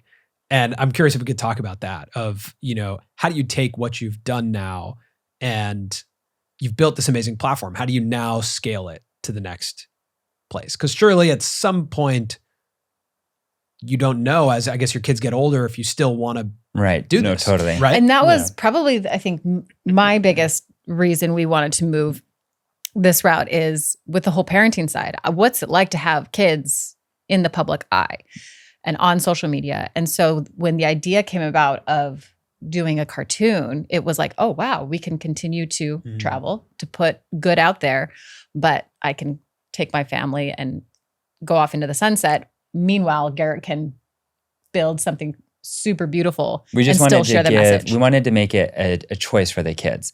As much as you want to be involved, it's here, it's an opportunity. But 100%, if you no longer want to be involved or attached to this, that's okay. But we've worked so hard to create this, platform or community or brand, this message that so many people around the world benefited from, that we think it would be like both like foolish and irresponsible to just like turn it off. So how can we like pivot or morph it? And that was the turning it into a cartoon. So can you talk about that, where that idea sort of came from and where it is right now? So that was 2020, I feel like, when that like idea sparked and came about. Well, and we had many offers for reality television and even and it was always all sorts of We had multiple offers, and that was I had no desire. You had no desire. No desire. And I think reality would be hard because you lose control of the narrative really fast. Oh, for sure. The same reason why I don't have an editor is because like this is my family, our memories. Yeah. I really need to be able to control like how they are shown and portrayed. Right? Yeah, and what you just talked about around like having to make a decision on what would work better versus what am I comfortable with. You go to reality TV, there's no what am I comfortable with. That's out the door. It's like, exactly. Where's the drama? What's interesting about this? Where's the fight between you guys? Like, that's what I'm filming if I'm a reality producer or trying to instigate. Right. Well, and you'll learn, like Jessica is just mindful and careful and moderate in all things. Yeah. And I'm just yes man to the fullest. And so like every time a reality TV show would hit us up, I knew her answer was Garrett would enough. take all these calls from production companies always that gonna were take the so call. Wow, thrilled always. and excited to, that might be our relationship. Yeah. too. Yeah. I would take Jessica, a reality you and I show. should go into business. Yeah, I think, and you two I can know. just like, I Yeah, we know. would go wild. Yeah. Literally you guys every would create like a Mr. opportunity. Beast competitor, Yeah. and it would be a disaster. The most ridiculous like email that'll hit us, I'm just like, hey, let's entertain it. Or I mean, a good example is like, I remember when the Dubai Tourism Board hit us up. It just happened to be days after we had left. And Jess was like, obviously, no, we're not going to go back. We just left there 48 hours ago. And I was like, but what if we just put a crazy number out there and they say no to us? So we say yes to them, they say no to us, and then maybe something will happen in the future. So just tell me, like, there's a number that would get you to go back to Dubai. And she's like, no, like Christmas is coming up. We literally have like, not only we were just there, but we have like 48 hours window. I'm like, then let them know that. Say, this is our number and this is our window. And they'll say no to us. And she's like, okay, put out a ridiculous And they thing. said yes. And they said yes. And we went back to Dubai. I brought my sister and my brother-in-law. We had this epic, legit 36 That's the thing. hours She was in like, Dubai. they would need to pay us this much. I want to bring my sister. And like, this is how long we have. And they said yes to it. Yeah. What So was that number? This was pretty early. I think it was $8,000. You know, this okay. is It was- we had Dubai's definitely we gonna had pay you $8,000. we had No, like this 100,000 was- followers maybe at the This time. was So like that was great. 2016. We were like small fries at the time. I see. And yeah, that was at the time, that was like our biggest paycheck Yeah. Got to it. date. So it was really exciting for us. And again, I was just like, just put your number It's out. funny you say that because I was asking Garrett, we were working out before we came over, and I had said, I was like, what's their dynamic? And he was like, I think they're really like balanced. Whereas you and I are like yin and yang. And now hearing you guys say that, I'm like, oh, okay, here we go. Now I understand. Like we have, Yeah. you got to have. We're two balanced sides because of it. we're on opposite sides. Yeah. Yeah. of a lot That's of where things. we find balance. Yeah. Mhm. Yeah. So And I think we respect each other's viewpoints. Oh, like, for sure. Where we Yeah, differ. you need, like, but you like, need both. You Like, need both. Absolutely. You need someone who's like the pusher and the pusher. Yep. And then someone who's going to make sure he's not dead in a Yeah. gutter. Our history has always been like Samir finds his way into rooms that I like can't even Yeah. believe he found his way into. Yeah. Tells them what we can do, says yes, and then comes back to me and I'm like, oh, you got in that room and said yes? All right, let's figure And it now out. we'll make it and then, happen. And then Yeah. it's tough and it's difficult, but we're always feel good and are happy on the other end of that. And Yeah. that's where like progress happens. I will say I think that was really fun and great when we had very limited opportunities because I would have to find the opportunity. Yeah, But now yeah. opportunity comes to us every day. Mhm. And that's actually, I would assume with you Yo, as well. For a yes man, that's a dangerous game. It's a dangerous When game. I wake up because- every day to new invites around the world as a yes man, Do you Yeah. want to be paid to go to Korea? Do you want to be paid to go to Bali? And I'm over here as a mom being like, but the kids, they want to go to school and they don't want to miss their Valentine's party and they don't want to miss the talent show. Yeah. So a lot of it is. And then there's also just the play of like gratitude of like, am I in a place where I can just say like no to these opportunities? feel, I would yeah. feel like ungrateful. Yeah. And so I'm like, how long is my life? I'm just gonna say yes to all of these, and that's how Yeah. I like express my gratitude. I think saying yes. I don't, for me, I don't think it's, I like gratitude as I would like to adopt that, but I think for me, it's a lot more fear where it's like, am I ever going to get this chance again? Right. Oh, That's I think where Uh-huh. where it really hits me because I think we spent a lot of years for us not being successful, not having opportunities. And if you remember that, you remember what it's like to I not think your have the opportunity. body Yeah. lives there. Like your body doesn't move as fast as your reality, right? And Interesting. so like Yeah. we're here now in a Yeah. space of we have opportunities, but Mhm. my existence is still back there Yeah. where we didn't. You operate in this could all go away tomorrow. Right. And I operate a little bit more so in, isn't it amazing we're even here? Yeah. Like Same. that's our dynamic Same. for sure. Same. Yeah. Yeah. So the second time I came across the Bucket List family was when you started crowdfunding for an animation studio. For the cartoon. Yeah. And I think that was it in 2020 or 2021? I think 2021. 2021, I think. Yeah, 2021. And I was aware of you guys, and I'm not really in your demo beyond like from a YouTube perspective. Yeah, for right? sure. Like, but I had checked it out on Instagram, like very aware of what you guys were doing. But when the crowdfunding campaign came around, that was really interesting to me. And I was wondering if you could talk about, the impetus of that, what it was, and how that worked. I think as like just like the creator economy, it's just such an important like lesson for all of us because here we wanted to, in a way, like not like step away from YouTube, but just kind of like evolve it and see like what is the next chapter for us, which like so many creators are doing, right? And so for us, that idea was a cartoon. And so how are we going to create it? And it was like, well, we could like raise money and self-fund it. We could go and try to like partner with a big like Disney or Netflix or one of these studios. And I kind of just like, I'm so new to this, I'm going to do all of it at once and just see what's working. And I went and I pitched a lot of the networks. And one of them made a $10 million offer to us of like, hey, this is great. You guys are great. Let's buy this off you for $10 million and just do it. And buy what off of you? Like buy the rights show. to make this cartoon. The rights to make the Bucket List family into a cartoon. Yeah. And it kind of goes back to like, thank goodness we're in the financial situation we were, because I knew that wasn't the right decision for our family or for the cartoon, for the show. Like creatively, it wasn't the right partnership. But $10 million is a crazy amount of money. And so I said no to it. A lot of people were upset and like baffled by it. And because that was the goal. You can create your cartoon, like just go for it. But that was I remember we were in Alaska and I remember saying to you, like, you can either build this yourself and not be told to do, or you can be, the employee again. And knowing that Snapchat experience of how quickly like being told what to do and not having the creative control, I was like, this isn't going to work. Yeah. It's good that you had experience with high dollar amounts, because I think if even today, if I heard that number and I said no to it, it would keep me up at night.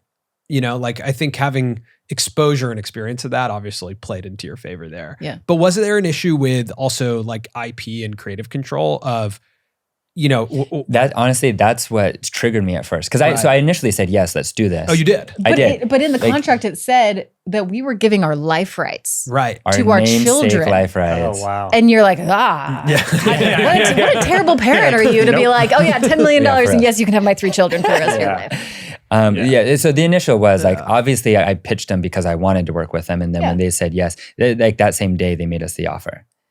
And so it was like, yes, let's do this. It's a victory. Cheers. Let's start negotiation. And then negotiations was this like 3, maybe like 6-month process. And then when they finally gave us the contract, I remember they're like, thanks for letting us take the 6 months to get you the contract. We need this back by Friday, or like deals off the table. Classic, And we like dive into it and it was like too aggressive. And I was like, not only did you kind of like show your side when you like were weird about this timing, like trying to like force us to rush this, but clearly it's like an unhealthy contract. Like, as a friend, do you want me to sign this? Because if we're going to be partners, we should be friends. And it just wasn't right. So when you understand that, it's like, okay, that was not only the right decision, but it's actually an easy decision, And so we decided to like consider the funding part. And so from me raising investor money for my iPhone app, I went back to a lot of those investors. Garrett's very good at fundraising. Very good. Like you could have easily, I think we had said we wanted to get $10 million and you could have raised it very quickly. And I told them, I'm like, I want to raise the majority of it from my past investors because they've supported me from day one. And then I want to find a way to like include our audience and what that looks like. So the idea was like, let's make a pitch video, which we did, posted it on YouTube. I think it was titled like 7 reasons not to invest. And we'll just like put it out there and we'll allow, if there's anyone out there who's like an accredited investor, meaning like 100K or more, we're open to like meeting with them and hopefully they'll be able to participate to include our fan base. And then something very interesting happened. It became legal in the US literally that month for people to participate as a small amount as $100 and get actual equity in the company.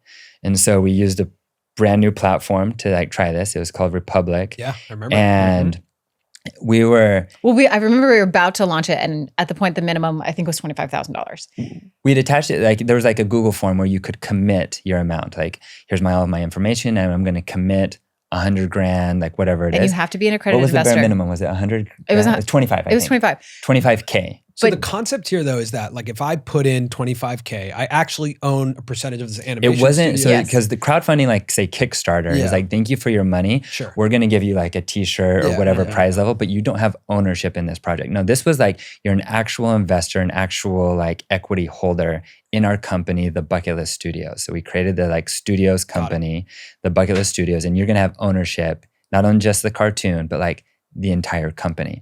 And so we're about to put out this video and we had put the base level at 25K thinking, oh, that'll like weed out someone. And it was like 10 minutes before hitting publish that I'm like, you know what?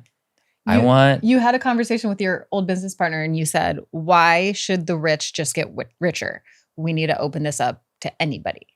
And then you switched it to $100. I literally switched from $25K, drag all the way down to $100. And then we just hit publish and like, let's see how this turns out. And I like have the numbers in my phone because I'm like typing out this outrageousness as it happens. She and I are like sitting in bed on Sunday morning, watching the spreadsheet fill up. In under like 10 minutes, we had passed $1 million. In under an hour, we had passed 3 million. And 24 hours later, we had $43 million committed to us, which like, being an optimist, I'm like, I think we can reach our goal of 3 million. Like, I think so. But like 43 million was beyond me. Whoa. For $43 million is crazy. Well, and so you filled out the form and you could say at what level. Got it. And you know, So it was from $100 up to. So these were commitments. These were commitments. People weren't giving us money yet. Yeah. That was $43 million were committed from a total of about 30,000, 35,000 people. And I was really proud to see like 50 different countries were represented in this pool of people wanting to like support us. I have 2 questions. Is it a problem that it's way more money than you wanted? And what roughly allotment of the company, like what percentage was that? See, well, and that was the thing, whether it's like smart or foolish, whatever, we didn't know what to expect. So we had told people beforehand, like, this is the valuation of the company and this is the percentage we're looking to give away, which at the time, again, I had already promised my past investors, like, hey, you can come in. And they were participating at like $1 million, $2 million. They were writing big checks. So we only had a smaller allotment still remaining.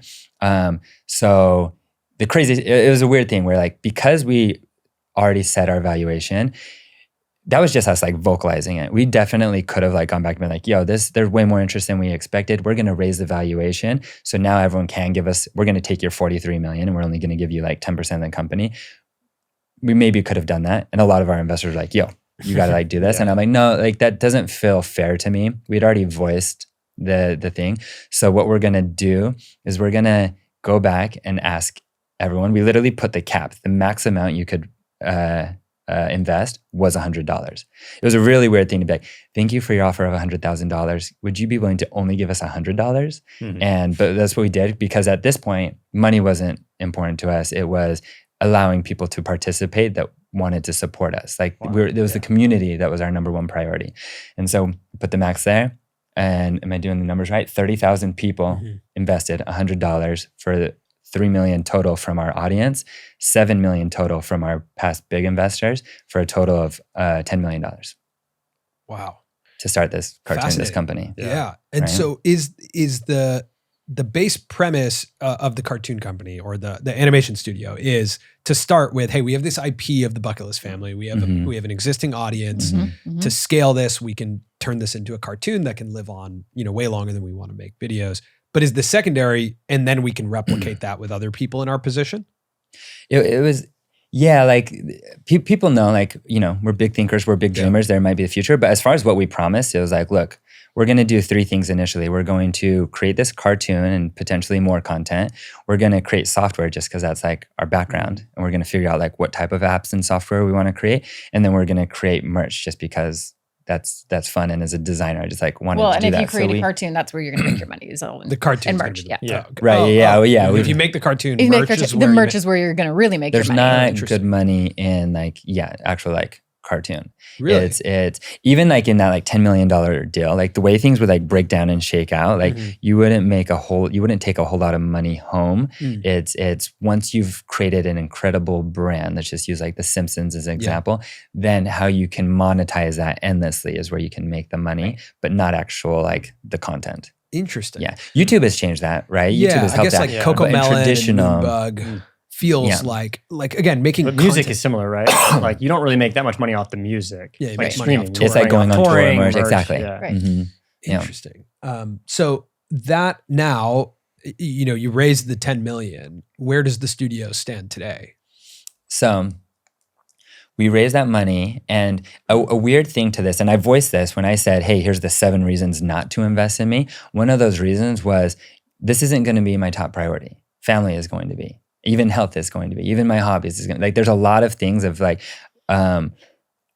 me trying to have like a balanced, happy life, like this is going to be somewhere high on my priority list, but it's not going to be at the top, and people need to like understand that. And so the tricky thing with that is I can't use this money and go build like an army of animators because I don't want to manage them. I don't want to be the next big CEO of a big corporation. I just know what that looks like lifestyle-wise, and it's not for me.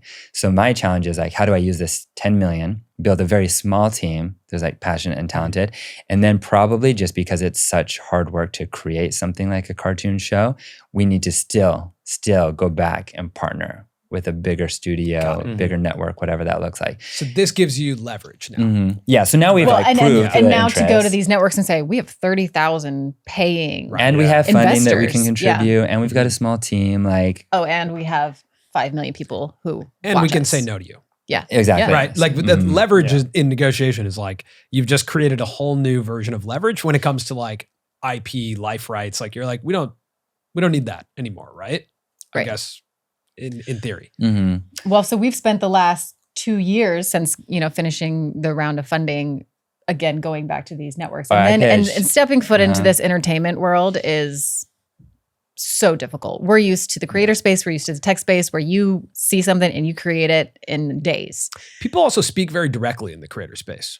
Yeah. Meaning like, it's like, hey, let's do this. You want to do it? Yeah, let's do it. That means you're doing it. Yeah. The entertainment world is a problem that you're running up against. It's infuriating. I mean, literally the last year of negotiations, but not even negotiations. It's like, oh, we're super interested. Let's reschedule, or like, what are you doing 2 months from now? And you're like, what are you doing tomorrow? I was just telling Colin about this. It drives me nuts. Let's set a call. Yeah, let's set a call. When? In June. What?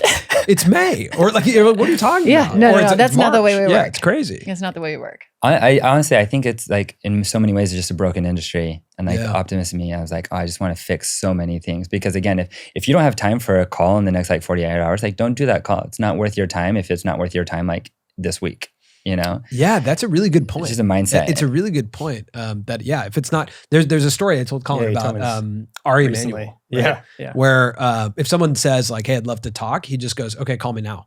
Yeah. And it weeds out people who aren't prepared. For sure. Because I love that. Yeah, because they're like, oh wait, I was gonna suggest next week. He was like, clearly you're not ready. Yeah. It's not important. So well, I mean, we don't need to do that call. Yeah, it helps that I just shared the story of like Evan being like, I want to acquire your company. I want to have this done by the weekend. Like, I know how quickly legal can move when they want to or when they need to. Yes. So for it's an honest priority. And also timing wise too, we were kind of starting to pitch these networks right when the COVID boom of the networks was falling, right? They were cutting shows left and right. So then start pitching them on something new. I loved listening to the Oscars yesterday where they were like, why don't we start funding 20 different ventures for $20 million instead of giving one Marvel $250 million. So it's just been an interesting last 2 years learning how this industry works. Meanwhile, still building an app, still creating merch, and so it was super helpful to go into these negotiations and say, when we're talking about merch, like, oh, hold on, we already sell backpacks, we already sell clothes, we already sell all this stuff. So we came into the negotiations. But I'll say that was very intentional to sell the merch we have.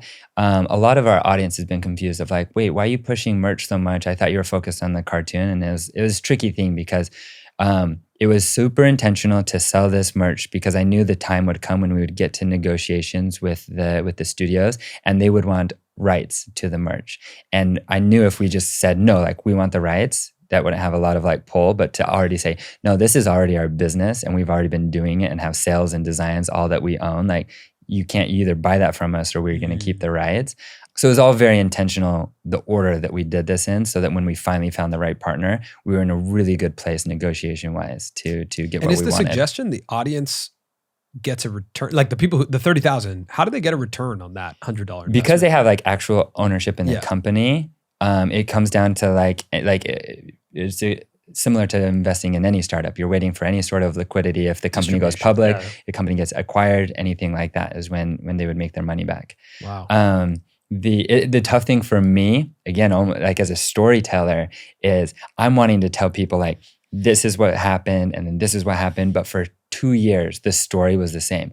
I am knocking on the doors of these networks trying to find the right partner. And even though we were having good success and good interest, because no deal was happening, I couldn't for 2 years just tell like our audience the same, kind of like, I mean, the bane of my life was these pitches. And so I just kind of like took it as my own personal journey, and we didn't like update our audience that much because I kept feeling like, oh, we're right on the edge of like closing a deal. I'll just wait another month, then I'll update our audience. Yeah. And it just kept being that These way. Are now shareholders. Yeah. It was really and 30,000 of them, 30,000 and so you have people being like, we're, and most of these people, they've never invested in anything before. So they were very, very excited. And we were too, like we all want to see this come out, but learning how this industry works, especially animation, right? It takes a decade at least. So yeah, I was just gonna say it was a hard thing to just try to be like, guys, like trust me. I'm like, we're working our hardest, and I'm trying to do this the right way, not the fast way. Right. We long ago could have done this the fast way, but we want to do it right, and it's slow. Have you considered just the YouTube way, like in a world where CoComelon exists and is able to thrive on YouTube? Obviously, they have other offerings as well, but why not like hire someone from a CoComelon? 100% we could have. And so we did, I'll say there's kind of like the big networks, say Netflix, Disney, HBO Max, like those. And then there's like third party studios, most of them like especially up in Canada and Vancouver area that can like create it, but they're not like the distributor, the channel, or like the network, right? And I pitched every single one of those as well. And it was interesting because the majority of those, I think every single one of them actually said, yes, we want to do it. And then it came up to me just being to go to a studio and say, we want to create this. Oh, and we have the money and we have the audience. And that's the funding. That's music to their ears. Yeah. Everyone was a yes.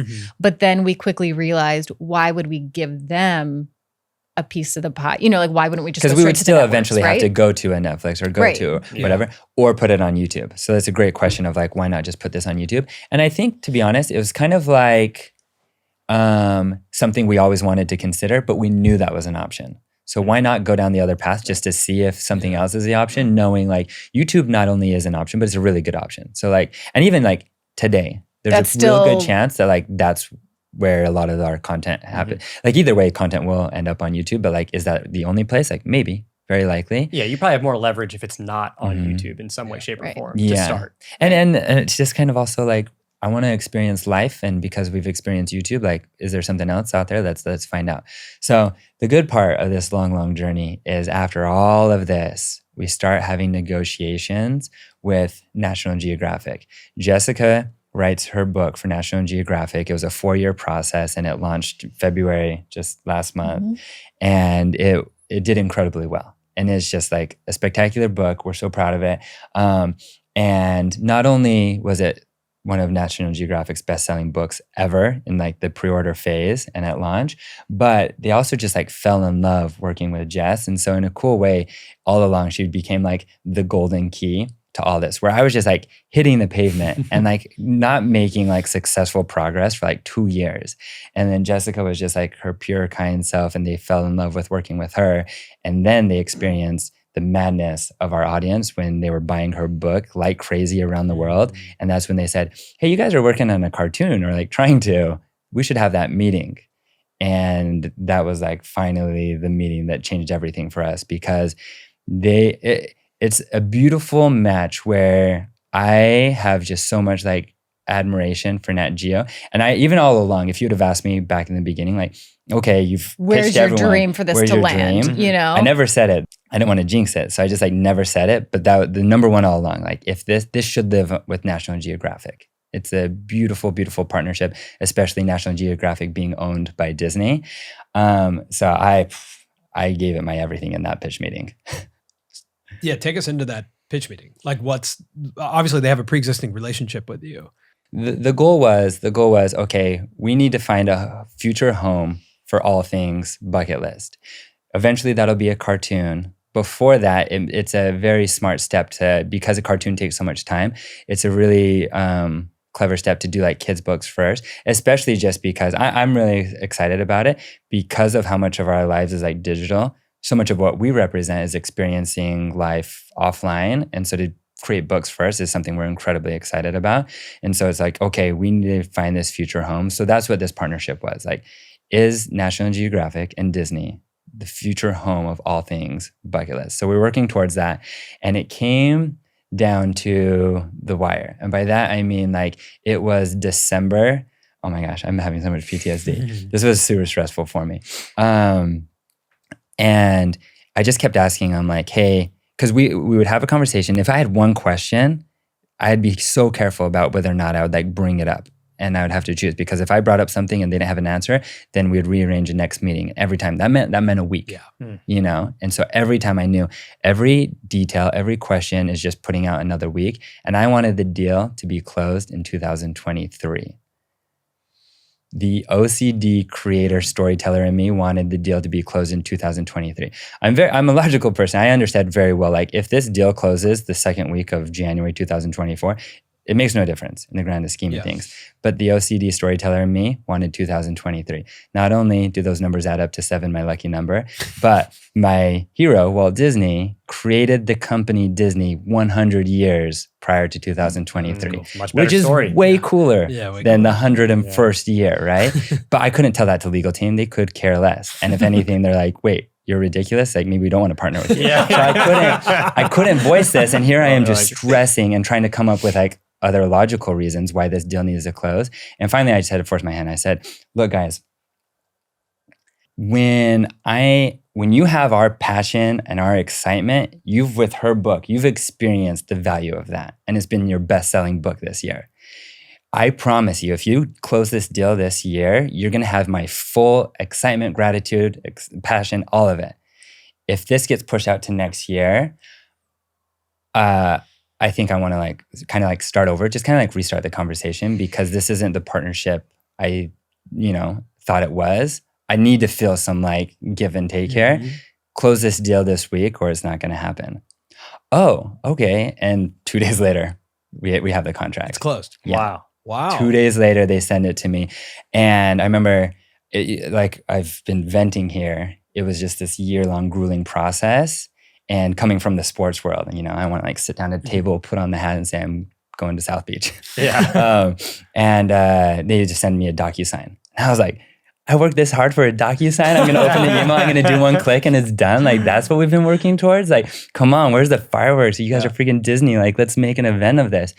But yeah, whatever. So it was like 4 days before Christmas. And should we launch a DocuSign competitor? Where like we someone should, comes to and you with like the contract on a platter and a big pen. Hat. Yeah, a big hat. I was going to say, do you want some Mickey Mouse ears? Like, I'm taking my talents to Disney. So this is what we did. I remember hitting up my contact at Nat Geo and being like, hey, I got the DocuSign. Do I need to sign this right now? Or does it make any difference if I sign it later or tomorrow? And she was like, excuse me, you've been like pushing so hard to us to get like, why are you not going to sign it? And I think I told her, I was like, I just want to wait for the kids to get home from school. We'll do this together. And she's like, all right. So while the kids were at school, I designed my own contract. That was a beautiful, like legit contract, printed it out, set up a table in our living room, like made like a very special family event to it, explained to the kids, like, this is what this means for us as a family. This is what it means for like Bucket List as a company. And then we each signed it.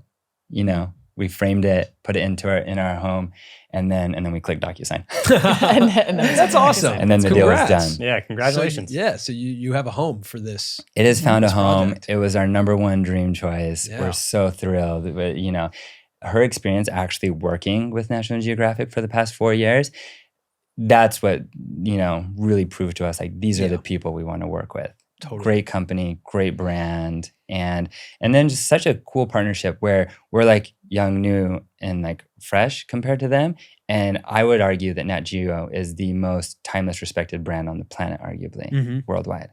Yeah, totally. And what's interesting is actually it being done via Nat Geo feels substantially different than it being done via Disney. 100%. Because Nat, 100%. you have a big opportunity to be like the Nat Geo brand. There was a time, Nat Geo also respects the travel side to what you're doing. Totally. There's no brand that is more esteemed really than 100%. National Geographic. When they had for a while, it looked like it was going to pivot and it was going to be like a Disney thing. Like, we'll move this from Nat Geo. Like Disney wants this. And that's where I put my foot down. I'm like, no, we want to do this deal only with National Geographic. Because even like if we're like designing the cartoons and what do our characters look like, we didn't want someone to see it and think, oh, that's cool. That looks like Disney. That's not what we wanted. Also, there's probably a question of like, you guys are going to still make YouTube videos, right? Yeah. And there's probably some requirement that Yeah. you have to. Yeah, Of course. Feel the pressure Right. of that. And that's a whole other part of the negotiations of Yeah. what are we allowed to continue to do Yeah. and what do we own versus the new content and what's And also created. the channel is like the marketing for the book. For sure. So it's like, Oh, for sure. we need the channel to keep, Yeah.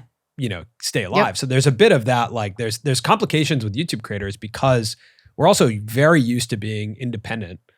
And so when you get into, a situation where you're getting in with like a Disney, it's a totally different ballgame because you want to keep what's yours still. And that's something I really appreciate about National Geographic specifically, even with my book, is they want us to be true to who we are.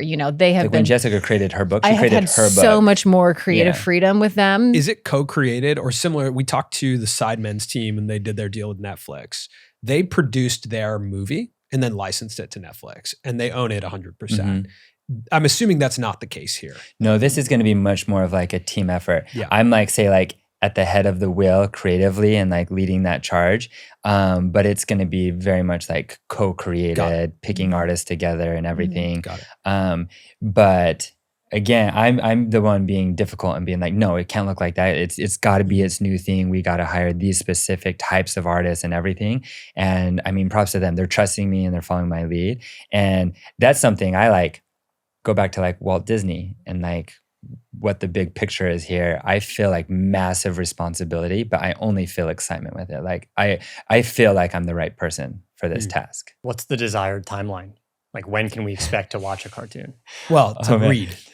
Well, okay, sure. Yeah. First, no, honestly, I'm about curious like, about both. Yeah. Literally, it's just like, when can we show the world anything, right? And then that's another, in the negotiations, I'm like, guys, I'm going to document this process. Yeah. I couldn't document the process of me pitching studios Sure. and like the legal negotiations. And it's like hurt my heart how much our audience has been in the dark up until this point. So as soon as we have something that we feel like, oh, this is actually not just like, oh, this is a finished book, but like I'm going to start showing like the process, the explorations, the concept art, like rough drafts, like all the things. And it was a tough battle with legal being like, hey guys, like this is what I do. I'm going to do it. And you guys need to be all right with that and trust me.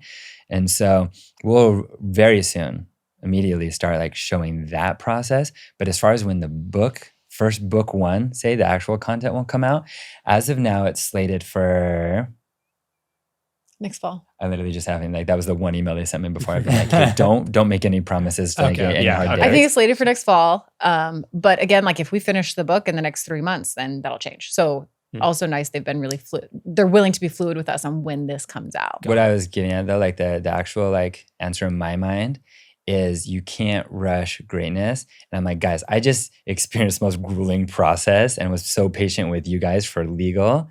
You're going to need to be patient with me. I'm not going, like, have you ever been to a movie and you're like, how did that movie get made? Like, that was terrible. Like, who approved this movie? Yeah. Once I got into the entertainment space and saw, I'm like, oh, that's why bad movies get made, because people make deadlines, people make like budgets, and then they just like rush them.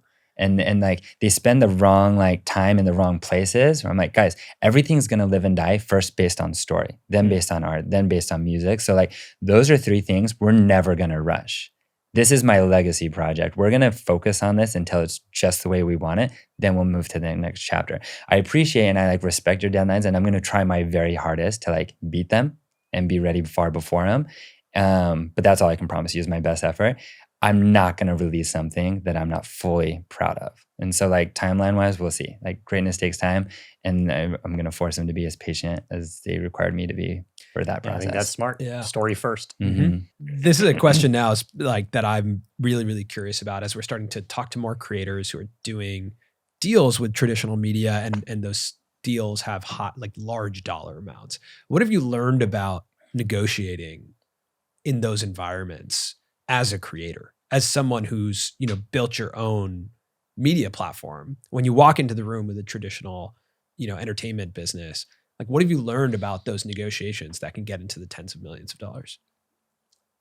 It's interesting to like, the more you can like detach yourself from the numbers, it's weird. It's just kind of like, you need to know up front, like you're incredibly valuable, and just have that like self-value and confidence. And then from there, forget about the money and just like, is this a good deal? Is this the right partnership? Do they value me? And usually like the way of them showing they value you is not only like negotiating in a favorable way, but then also showing you with like the dollar amounts, right? Yeah. And so one of the best things I've ever had going for me when it comes to negotiations is I just, not only do I like value myself at a very high level, but I also know like I'm going to give you my everything. And this is going to be the best choice you ever made, letting me work with you.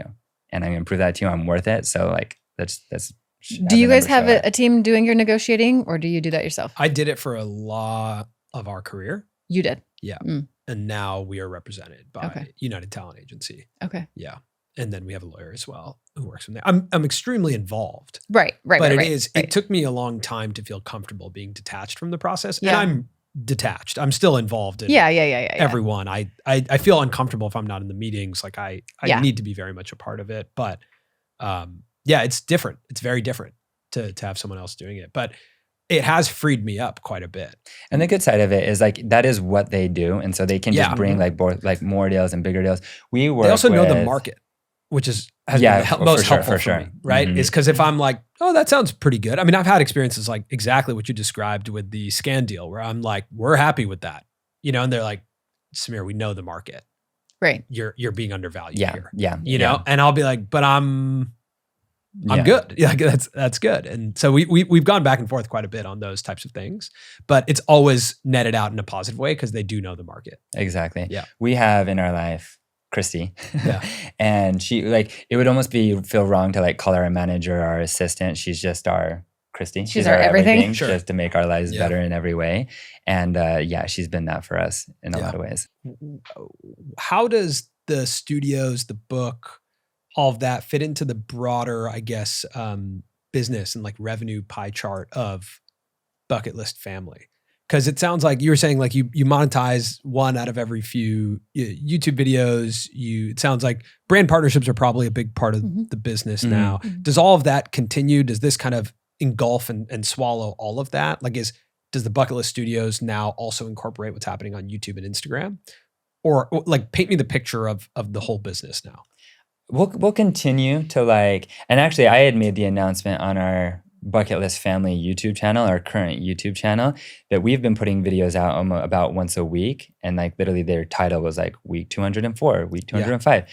On week 250, we made the announcement that we were going to stop at week 300, at least in their current format. We're currently at week 265, I think. Oh, wow. So you're closing in on that. And we just let people know like, hey, this has been a season for our family. We don't know if it's going to just completely turn off and call it quits, or if it's going to like morph and what that's going to look like.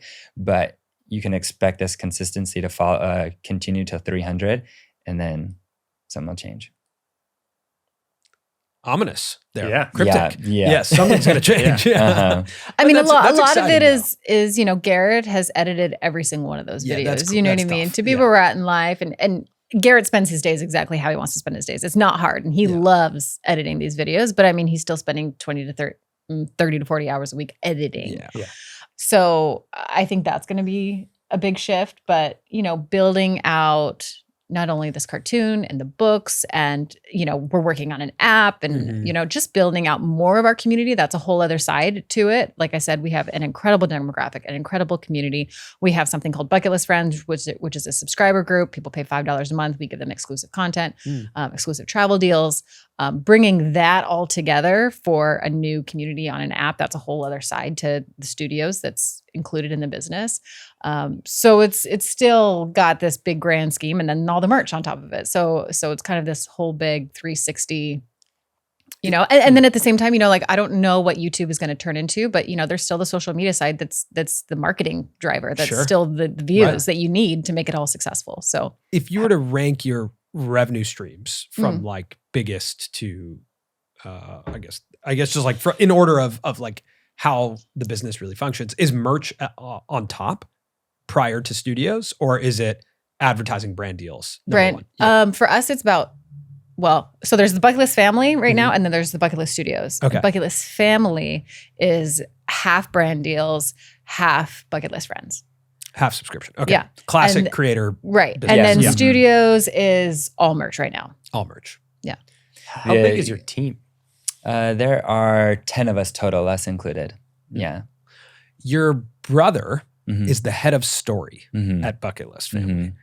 Can you talk about that role and what are some of the other roles that are in the business? Because head of story is not it makes complete sense. But what is that role?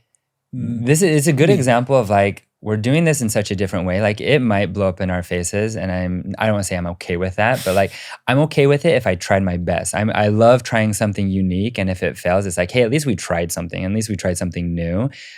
So much better than like, oh, okay, I'll just bow down and stick to the recipe. And then if it fails, I'd be like disgusted with myself. And so I hired my brother. This is the brother that was the high school teacher that I talked to, that I just look up to so much. And what a unique... So much props to him and his personality that he'd be willing to like work for his little brother. Sure. Right. But that's, he knows just how I feel about him. I know how he feels about me. So it works. And he's just a brilliant, brilliant writer. And nobody knows our story better than he does. I could go out and hire the best writer in the world, but they don't know us as well as he does. And even though he's never written a cartoon or children's books, he's just the most brilliant writer, And so I'm confident it was the right choice. We'll see. I'm sure a lot of like blame or like questioning will come my way if it doesn't work out, being like, oh, you just hired him to like help hook up your brother, which wasn't the case, but like, we'll see how that turns out. But everyone who we've hired, there's one guy on our team who's our like lead of animation and creative. He has industry experience. He's the only one of the team of 10. Everyone else, our merch guy is new to merch. We've obviously never done this, And then me and one of my buddies that we built the iPhone app with, Scan, he's on board as well. He and I are creating the app together. Cool. And so it's just, it's my dream scenario. It's a very small team. I care dearly about everyone. We're a very tight-knit, family type group. And just kind of that misfit. Let's see if we can do this as a team of rookies. And are they all employees of studios? Not, So the creator company is just you guys. Yeah. That's I like that. I think that's the right. We've seen that. It's a growing trend in the creator space of like, interesting. There's a scalable side to what you do and an unscalable side to what you do. You keep the unscalable side really small, as small as possible. And you hire in the scalable side, right? Like you transfer any talent over to the side that has scale to it. Yeah. That's really interesting.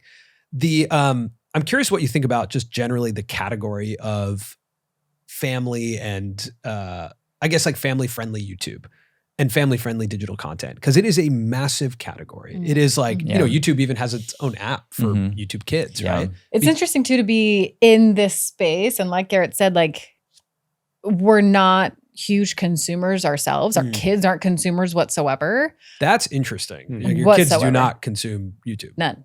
No. They can watch our YouTube videos and that's it. Interesting. That's a rule. Like you can't watch. Yeah.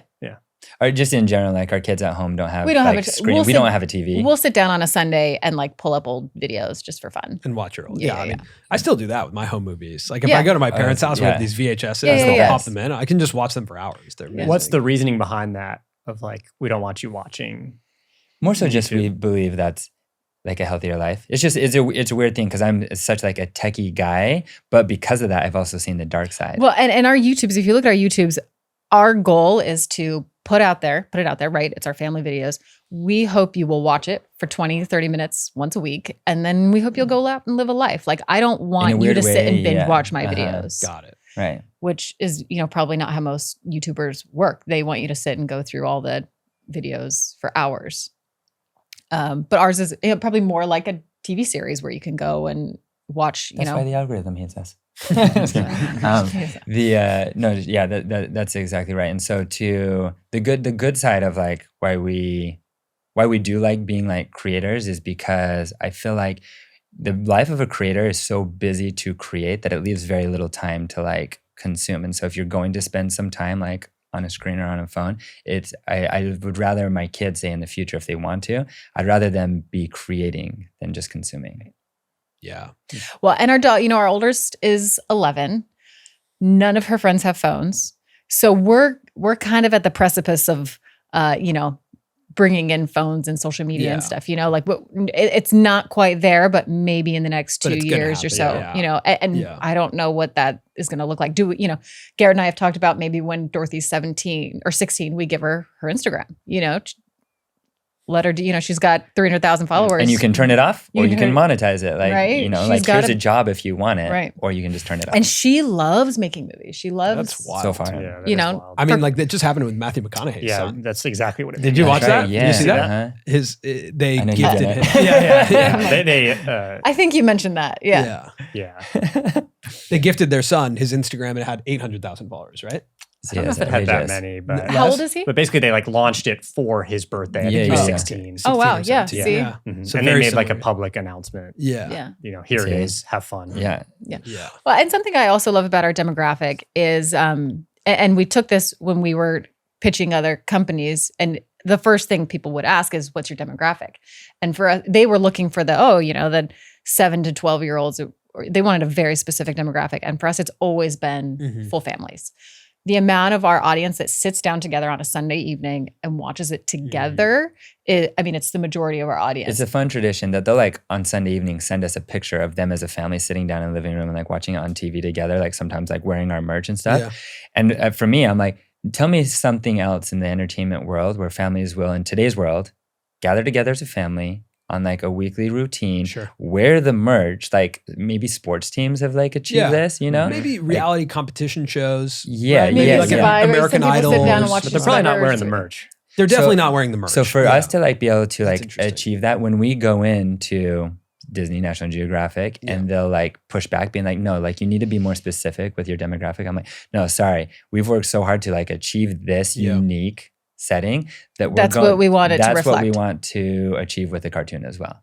Yeah. It's not gonna be a little kiddie cartoon. It's gonna be that family friendly, full family entertainment. Full family entertainment is really interesting. I mean, very really hard. Maybe the other, and it's probably an older demo, but I would say Dude Perfect probably fits into this category of like full families can sit, or at least like parents and kids. I've watched that happen where like, parents and kids are sitting and watching Dude Perfect. We'll sit down and watch Mark Roberg when he does his videos together. We love watching him as a family. I think with both of those groups, Dude Perfect and Mark Rober, like Mark has built an incredible business with Crunch Labs.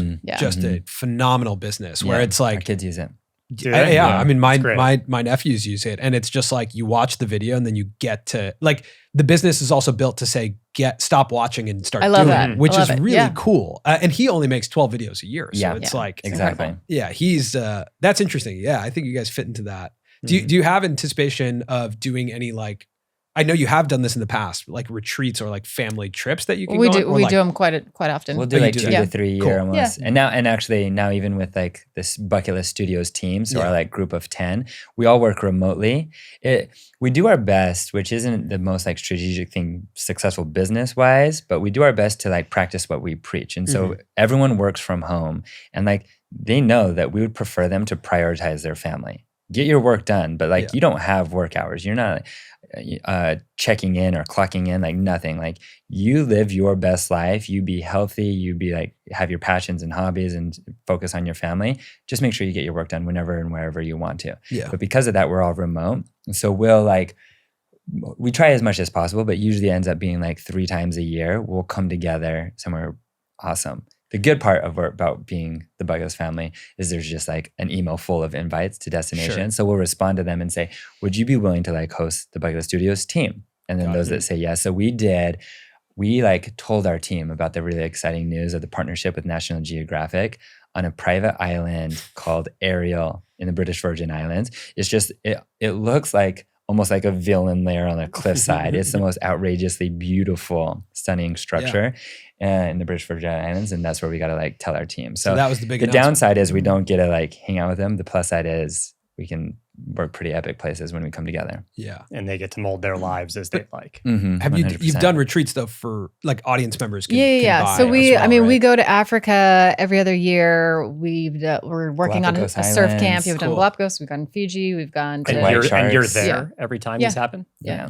We've done one that we weren't present, and it was awesome to see like how well that did. So now that has our wheels turning. But other than that one, which was a safari in Tanzania, all of our bucket list group expeditions, we call them, are with us present. And we love them. Like we kind of learned along the way what we like and don't like. And the smaller groups is what we prefer. But I mean, It really does just bring together such incredible people. Yeah.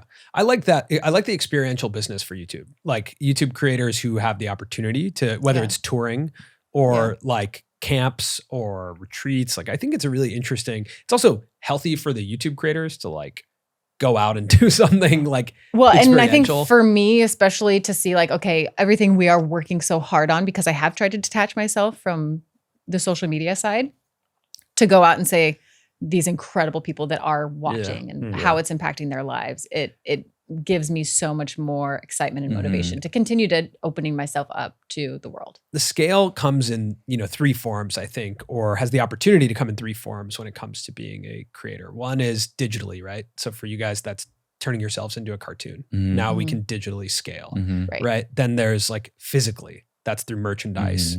You can scale the brand through like things people, the Nat Geo book, things people can touch and feel. And then there's experientially as well, which is, can I do the thing that you're doing? Yeah. And I think the creators who have the best opportunities are the ones who can scale across all 3 of those.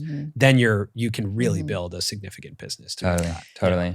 One thing that you guys should be warned about is once you once you're on our radar, you're gonna get invites often, crazy invites, and you need to this is an actual warning. You need to be aware that it's like okay to say no because you're gonna get a lot of invites. Oh man, this is exciting. This is exciting and like terrifies me because I like being friends with the Yes Theory is not so different, or it used to be not so different. I'll say I Craig Adams, who's a creator who like hikes all over the world. I said to him, I was like, hey, if you ever want someone to join you, I'd be happy to go. And he DM'd me immediately and said, I'm going to Chile in 3 days. And I was like, oh no, I was like, I'm not prepared. I didn't mean that. That was more of like an emotional thing. It wasn't a real thing. Yeah, I was like, I just mean I'd like to be that person who would be there with you. Our friends now, they're used to the like, hey, we're going to swim with great white sharks this weekend. I'm going to take all the invites. I'll take all the invites. Because I think I'm now at a point where I'm like, yes. And I'll come back to that, like the entrepreneur in me being, young and a bit scared that I was never going to get somewhere, right? Yeah. If someone invited me to something, I'd be like, I can't, I got to work, right? And not recognizing that like having a variety. Oh, if we go, we will monetize it in some way. But just not realizing that having a variety of experiences was really important to being a creative entrepreneur. Like, I don't think I realized that for a lot of my 20s. I thought the path was sit in a room. You had to work. And just sit on your Heads computer down. and just work, Well, then I want to know for you guys, each of you guys, like what is that thing that would be the number one, the very top of your bucket list that you haven't done yet, that you want to someday? If money is not an issue, if the typical difficulties are not an issue, where's that place or what is that experience? I think mine has been a little bit longer term. I really want to become fluent in Spanish. Awesome. I was an Italian major in college and I got like pretty much there. Yeah. But I have like 0 opportunities really to use Italian and there's so many opportunities here to speak Spanish. Yeah. And I loved what speaking another language did to my brain. It felt like aerobics for my brain. I just loved being confronted with that opportunity. Totally. And I've wanted that so badly is to like go for long enough to be fluent. Yeah. I love that. If you just off the top of your head had to pick a Spanish country to go have that first experience. The first thing that comes to mind is Mexico City, just because I really enjoyed it. Yeah. And I think traveling around Mexico would be really fun and interesting. And if I had to get back for some reason for my family here and there, like, or to even come here, I could do it. Yeah. That's the first that comes to mind. Yeah. Italian, you studied that in school or? Yeah. Have you been there yet? College. Yeah. I spent a lot of time there in college. Awesome. Becoming basically fluent. So you know the joy, like how much that can like connect you with that culture in just the next level way. Yeah. And talk about like away from the internet type of experience. I was there at a time when I didn't even have a smartphone. But even now when I have the opportunity to speak a language, like my phone and the internet is so far in the back of my mind. I'm just so plugged in and excited to engage and like see how it's going. Yeah. It really does. There's such a beautiful feeling to be able to, like you said. Oh my gosh. And it like puts a smile on my face. It puts a smile on the other person's face when they feel like it's working. Yeah. Even when it's so clunky. Cool. Yeah. It's like, it's so fun. She and I, we met serving church missions in Russia. So that's where we first met. We're both fluent in Russian. And it's interesting to hear you say that because like 90% of like cultures and languages around the world, as soon as you say hello or thank you in their language, they just like light up. Changes everything. Russian, not the case. Oh, really? Russian. You can like speak fluently back to a Russian and they're just like, you speak very poorly. Why do you have a terrible accent? I'm like, dude, I'm speaking your language and it's very difficult. Nobody speaks Russian, by the way. And they are not impressed. Yeah, they're not impressed. I think for me, it would be South America. Like I studied abroad in Brazil and I really loved it. Okay. And I always wanted to I don't remember what the actual thing was, the kind of like motorcycle-y type. There was a lot of people that I met down there who had like flown into, I think, Lima, Peru. And then they were just on a motorcycle going through South America. Yeah. I can't motorcycle and I'd be too scared. So I'd probably ride buses. But Yeah. there was an experience I had in Europe where I flew into Barcelona and met my friend and then had a flight out of Paris 10 days later and had no plans in between. And we just hopped on buses and found our way through, basically navigating from Spain to France. And that's what I would want to do now, is just like flight into Lima, Peru, flight out of somewhere else 3 months later. And then just be like, I have to navigate my way through that. I like the challenge and the unexpectedness of that, totally. And the ups and downs of, we had a lot of downs in those 10 days, right? Like there was nights where we couldn't figure out where to sleep and we had to get on a bus to sleep on the bus. So like that to me was really fun. Those like adventures where the next hour is, you have no idea what is about to happen. Yeah. So it's kind of the beauty of travel, and when it bleeds into your life, of just realizing like, oh, the ups and downs of life like are the journey, are the experience is a good like, totally. What you take away from travel. Do you make mental notes so you can plan these? Yeah. We can send a follow-up. I have a functional question here. Like, do your kids, do they operate almost like child actors where like they have those accounts that you're stashing money into that they can't touch until they're okay. So that's just how it operates. Got it. And that's just because you chose to do that? We did a deal with Disney back in 2018 where it was called 30 Stays in 30 Days. We stayed at every single Walt Disney World hotel in 30 days.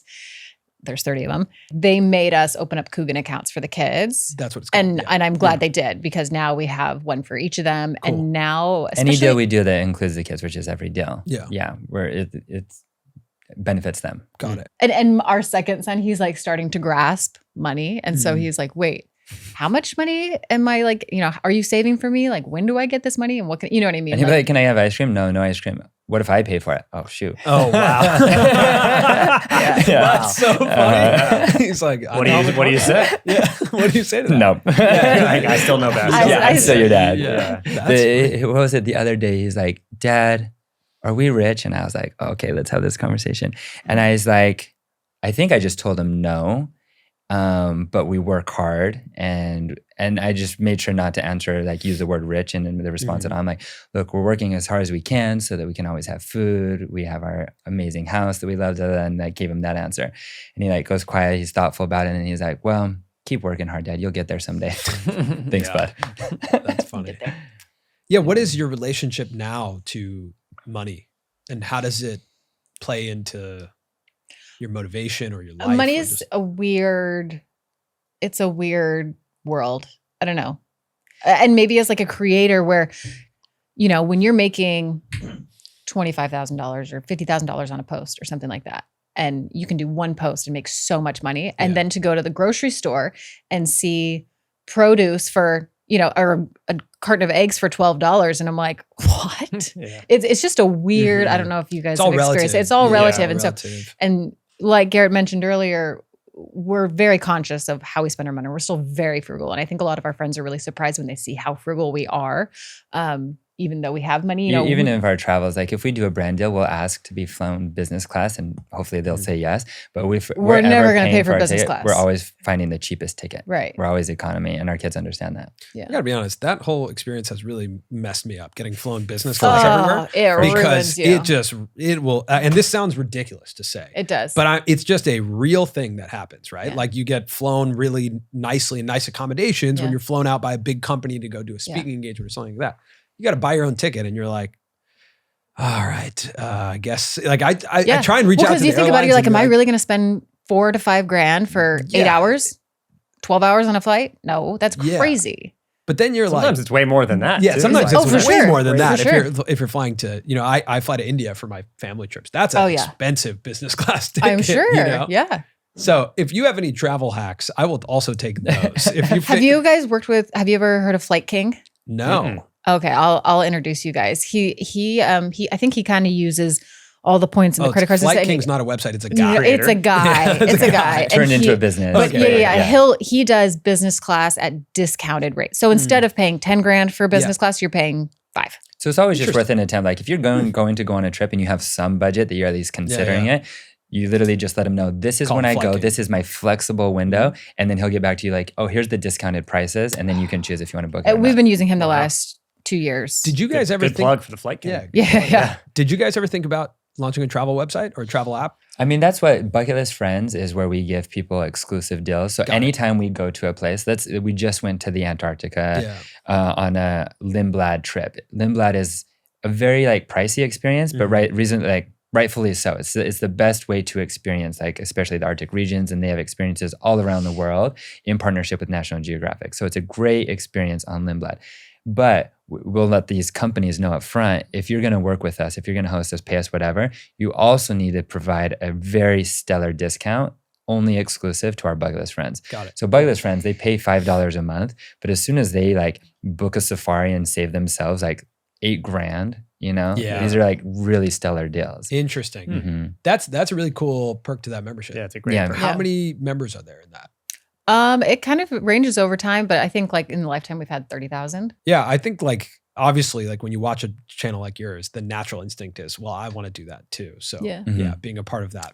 We absolutely love that we can like provide. It's always one of the favorite things is people will send us a pic being like, hey, look where I am. And there's somewhere that we've been before. And they're very like remote, like that's off the path places that they would only go to because we send them there. Do you guys represent your own brand partnerships, or are you repped by like a agency? No, just ourselves. Just yourself. Wow. So people just send you an email. And that's where my background is in marketing and advertising. Okay, I went to school. I wanted to do product placement in movies. I wanted to do the Reese's Pieces and E.T. or the Bond cars. Like that's what I wanted to do. And now I just do it in my own life. Let me ask you a question on that.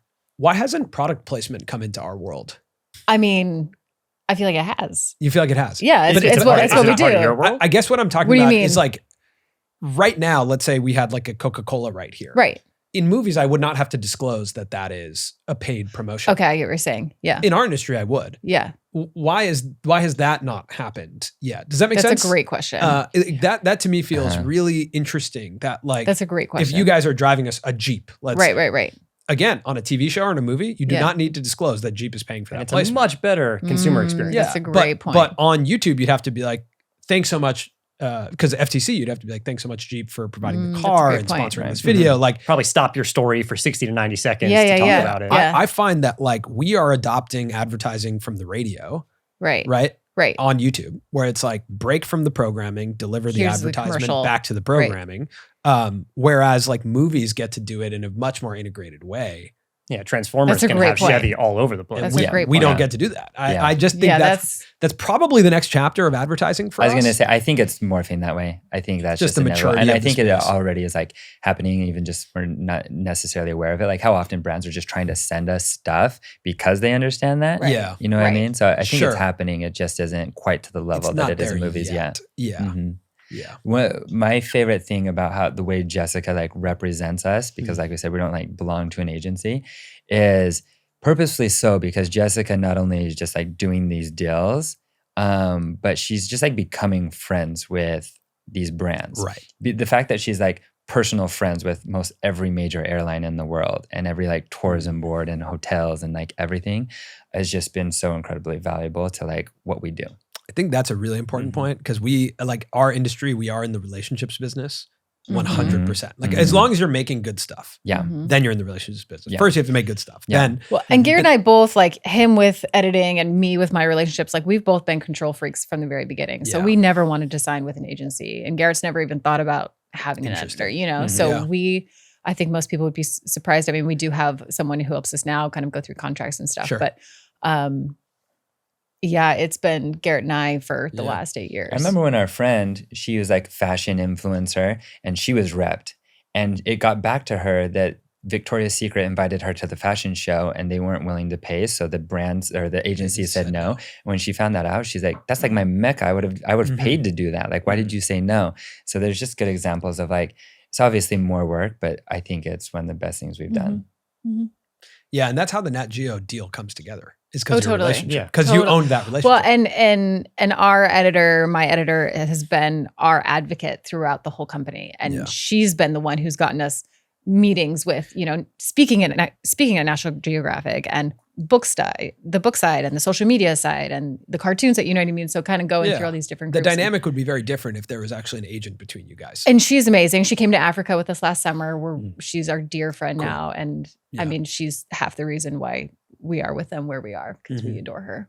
Yeah, we invited her to Africa, and she said yes. Wow, he's really pushing this. He's like, he can't look in your eyes right now. Of like the next time you ask us to go somewhere. Eric can't wait to ask us to go somewhere. Honestly, it's one of my favorite ways to get to know a person is how they react when you give them an outrageous invite. Oh man, it's not even the experience; it's the invite stage. So what is the? I'm open to it. Yeah, I'm open to it. I will bring a camera and film. That's Garrett's. That's even better. And a lot of them are going to happen. There's going to be a lot of invites. Okay, good. So you got to be okay to say no sometimes. Garrett is thrilled to have a buddy with him with a camera as well, because then they're just playing off each other. Those are like your favorite trips when you have multiple creators. What is the major motivator now for you guys, and where do you want this all to go?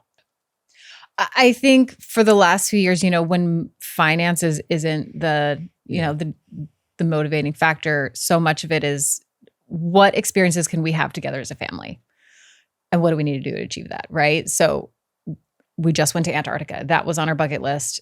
We're just looking for these opportunities for our family. We'd actually talked about this like a year ago. We said, let's just say like YouTube turned off, Instagram turned off, whatever. Like it's out of our control to an extent.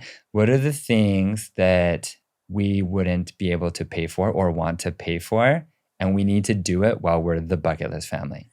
Because if that turns off, are we going to pay $180,000 to go to Antarctica? We're just wired too frugal. We wouldn't. And yet it's such an important experience for a human to be able to like hopefully make it there someday. So we made that list of these are the things we need to prioritize while we are the bucket list family. Not saying it's going to turn off, but that might be out of our control. That's a good perspective. Yeah. I like that. Yeah, that's really, really cool. I feel like we should make a list of things that we would do while we're calling it. We would absolutely say yes to. In this moment. Exactly. That's good. For me, a big motivating factor at this stage is I'm aware that if I wanted to, I could just like turn off and fade off in the sunset. And a lot of entrepreneurs be like, oh, I could never retire.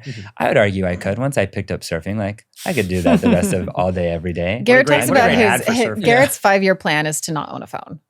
Oh, interesting. Okay. We'll see. Yeah. So lifestyle wise, you're looking for a shift in 5 to 10 years. Yeah. And I'm there. Like I could do that tomorrow if I wanted to. Why I'm still going is kind of a mixture of these experiences while we're still the bucket list family that we can pull off. But to be honest, like the other half of it is wanting to take what I feel like I've accomplished in life, which is ultimate freedom, and gift that to as many people as possible. Not only like hopefully inspire it to many people around the world, but people in my circle. Can I give you a job or an opportunity or whatever it is? Can I help you get to what I've accomplished? Just not financially, but like freedom-wise, freedom of lifestyle. Well, and experiences, like we've seen and experienced so much. And so now like we joke about giving like invites to travel. There's no greater gift you could give us than us experiencing something for the first time through your eyes. When safari is my favorite place in the whole wide world. So when I get to take my friends and my family on safari, it's the greatest. They're watching the animals and we're just I'm literally just like, I love it. There's nothing that brings me more joy. That's great. Yeah. We had our neighbors in Hawaii who like rarely leave the island. Maybe they've left like twice. And their kids don't, it's kind of like the Hawaiian way. Like they don't have a TV. Their kids had never watched like a Disney movie. And just knowing their kids, I'm like, oh my gosh, their heads would actually explode if they experienced Disney World. Let us take them. And it was almost like a year long to like convince them to let us do it. So we took their family to Walt Disney World. This is like a month ago. It was VIP tour guide, backdoor access, bucket list family style. Like they just got it to like the max level. And it was one of our favorite Disney experiences ever to gift that to them. That's cool. Through someone else's eyes. I read a quote of yours where you said you wanted every day to feel like a Saturday. Do you feel like that's where you are right now? I feel like I've probably been there for like 10 years. Wow. It took a lot to get there, but I've been there. I literally wake up not knowing or caring what day it is, and I do what I want to do that day, 99 out of 100 days of the year. That's also though because you have a wife who does all of the things that you don't want to do. It's on Monday. Wow. I know exactly what day it is. This is very true. That is. But I will say, like, props to Kids still have She's days. right. props to Garrett and for what he has accomplished. Because even back in the Scan days, like the Scan Snapchat acquisition wasn't the biggest acquisition that you've seen. You know, like it's not that big of a deal in the grand scheme of things, but Garrett sold a successful company while playing collegiate soccer, while being with his wife and young daughter. Like Garrett has always had an incredible work-life balance of, you know, just living how he wants to while accomplishing incredible things. And I'd say also, like, the unique part of that perhaps is how much I did walk away from the tech rat race. Yeah. How many people hit me up during our travels being like, hey, you must be itching to get back in, like, to the rat race of things. And I'm like, I swam with whales today with my kids. Like, I'm good. I'm not dying to be back behind a computer. But like, that's how a lot of people are. It's just like more money, more money, more money. And I think one thing that, like, if I were to try to explain how to achieve that every day is Saturday, like, lifestyle, is understanding that, like, bell curve of life where, challenge to your graphics team, there's this bell curve, right? And as you make more money or you achieve more fame, you become happier and happier and happier to a point. And then as you get past that tipping point, which is different for every human, you become sadder, sadder, and sadder. So your happiness is on a bell curve as you make more money or achieve more fame. And the interesting thing with, like, us and our dynamic is if I were to guess, I, like, truly do feel like at the cusp of it, we're in a really amazing place. And I want to, like, push that limit. I want to see, like, hey, let's get to the top and look over the edge and then stop there. But I don't know where that is. And I think I have a very high threshold for both. So I want to keep going, where she's like, hey, we're good. Like, let's stop here. So she, in a positive way, is holding us back. And I just want to look over that edge. That's very honest. And I appreciate that. And I would say, I was going to say, I would say we've talked about that. Extremely similar to that. Yeah. I think I asked you one time, like, how famous are you willing to get? Remember? Mm-hmm. And it's different for everyone, right? You've had some incredible conversations with incredible people over the years. I remember, you know, back in our Scan days, we lived in San Francisco. Garrett went to the Giants game with Jack Dorsey, founder of Twitter, and he was Garrett's idol. He was a designer. He had Square, had Twitter. Like, he was everything. And in that 2 hours, you know, there's not a better, like, experience to get to know somebody than a baseball game in, like, a box where it's just you and him and you get to just chat for hours. And after that conversation, this is, again, you know, before the acquisition of Scan, Garrett came home and I was like, how did it go? You met your idol today. And he was like, he was awesome. He was super nice. But all I wanted to do was find out, what's your family like? What's your friends like? What do you like to do for fun? And his whole motivation was business. Yeah. And Garrett left being like, that's not what I want. And I was like brokenhearted because I was like, oh, he's not my hero who I thought he was. And it's nothing against him. We were just different people. Yeah, just different motivations. But I was like, it was important for me to realize in that time, like, oh, I thought it was money that I wanted, but money's not going to give you freedom. It can help greatly. But it was in that moment I realized, oh, I'm not trying to achieve title and fame and money. I'm trying to achieve freedom. Fame can help with that. To an extent. Money can help with that to an extent. So I want as much fame and money that will give me as much freedom as possible, nothing more. We left Silicon Valley the next month, went back to Utah. Garrett's dropped in and out of soccer, or in and out of school 3 times to play soccer. And that was one of those times, was after being in Silicon Valley for a year, doing the rat race, and then realizing what is this for? Like, this is not what I want. You know, you thought that's what you needed to do, is you needed to be heads down 24/7. It was literally the fisherman we met in Tonga who was like, hey man, like, there's a better way to do this. Like, you can catch way more fish. If you bought a bigger boat and did this and this and this, you would be making way more money. Well, what would you do with that money? I just want to fish. Like, he's doing exactly what he wants to do, and money's just going to make his life more complicated. And so once you achieve it, like, that's where you live. Yeah. So I do think we misconstrue, like, freedom is oftentimes what everyone actually wants. Mm-hmm. And I think we misconstrue the other things that again, like you're saying, I think the honesty is really important. Like, they do help. Mm-hmm. Of course they help, right? Money and fame do help you get there. But you might like tip over the edge in the pursuit of, well, freedom's on the other side. It's like when we're building our company, we're hiring more and more people. Right. The more I can, like, delegate and hire people, that's going to make my life easier until I'm managing 100 people. Yeah. Mm-hmm. And both times in both companies, I've learned, like, 10 is kind of my sweet spot. Once Sure. I get beyond that, I'm spending too much time managing and not enough time creating. So I want just enough people to like create, and it's like a team effort, but I'm still like a meaningful part of the creation process, not the management process. I remember someone asking me, do you miss the days when you were like a young, poor, married couple? And they almost asked it in a way like they wanted me to say yes. And I was just very transparent with them. I was like, no way. Life is way better with money. And anyone who thinks otherwise is bad at having money. I remember too deeply what it felt like to be like poor and worried and stressed. And I'm only grateful for any money in my life. And I think we've done a really good job of like sticking to at least like the frugal part of who we are, then only letting it be a good thing so far.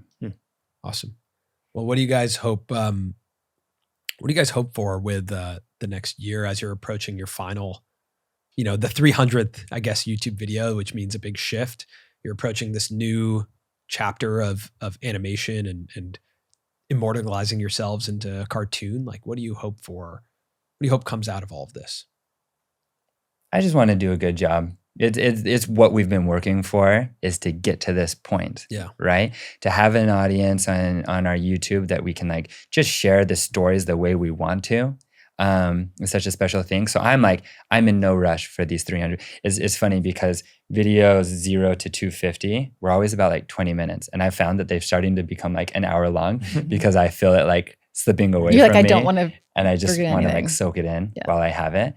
And so on that end, it's fully just embracing it and soaking it in while we're in it. And then the next chapter being with National Geographic, I really just want to like prove ourselves and do a good job. It's such like a blank slate, blank canvas, and I want to do a good job for them. Well, we'll be watching, we'll be reading, and hopefully we'll be with you on some crazy adventure. Look forward to the first Look forward to the first That is up text. to you, my friend. Yeah. Cool. Thank you guys. Yeah, Thank you. you. Appreciate it.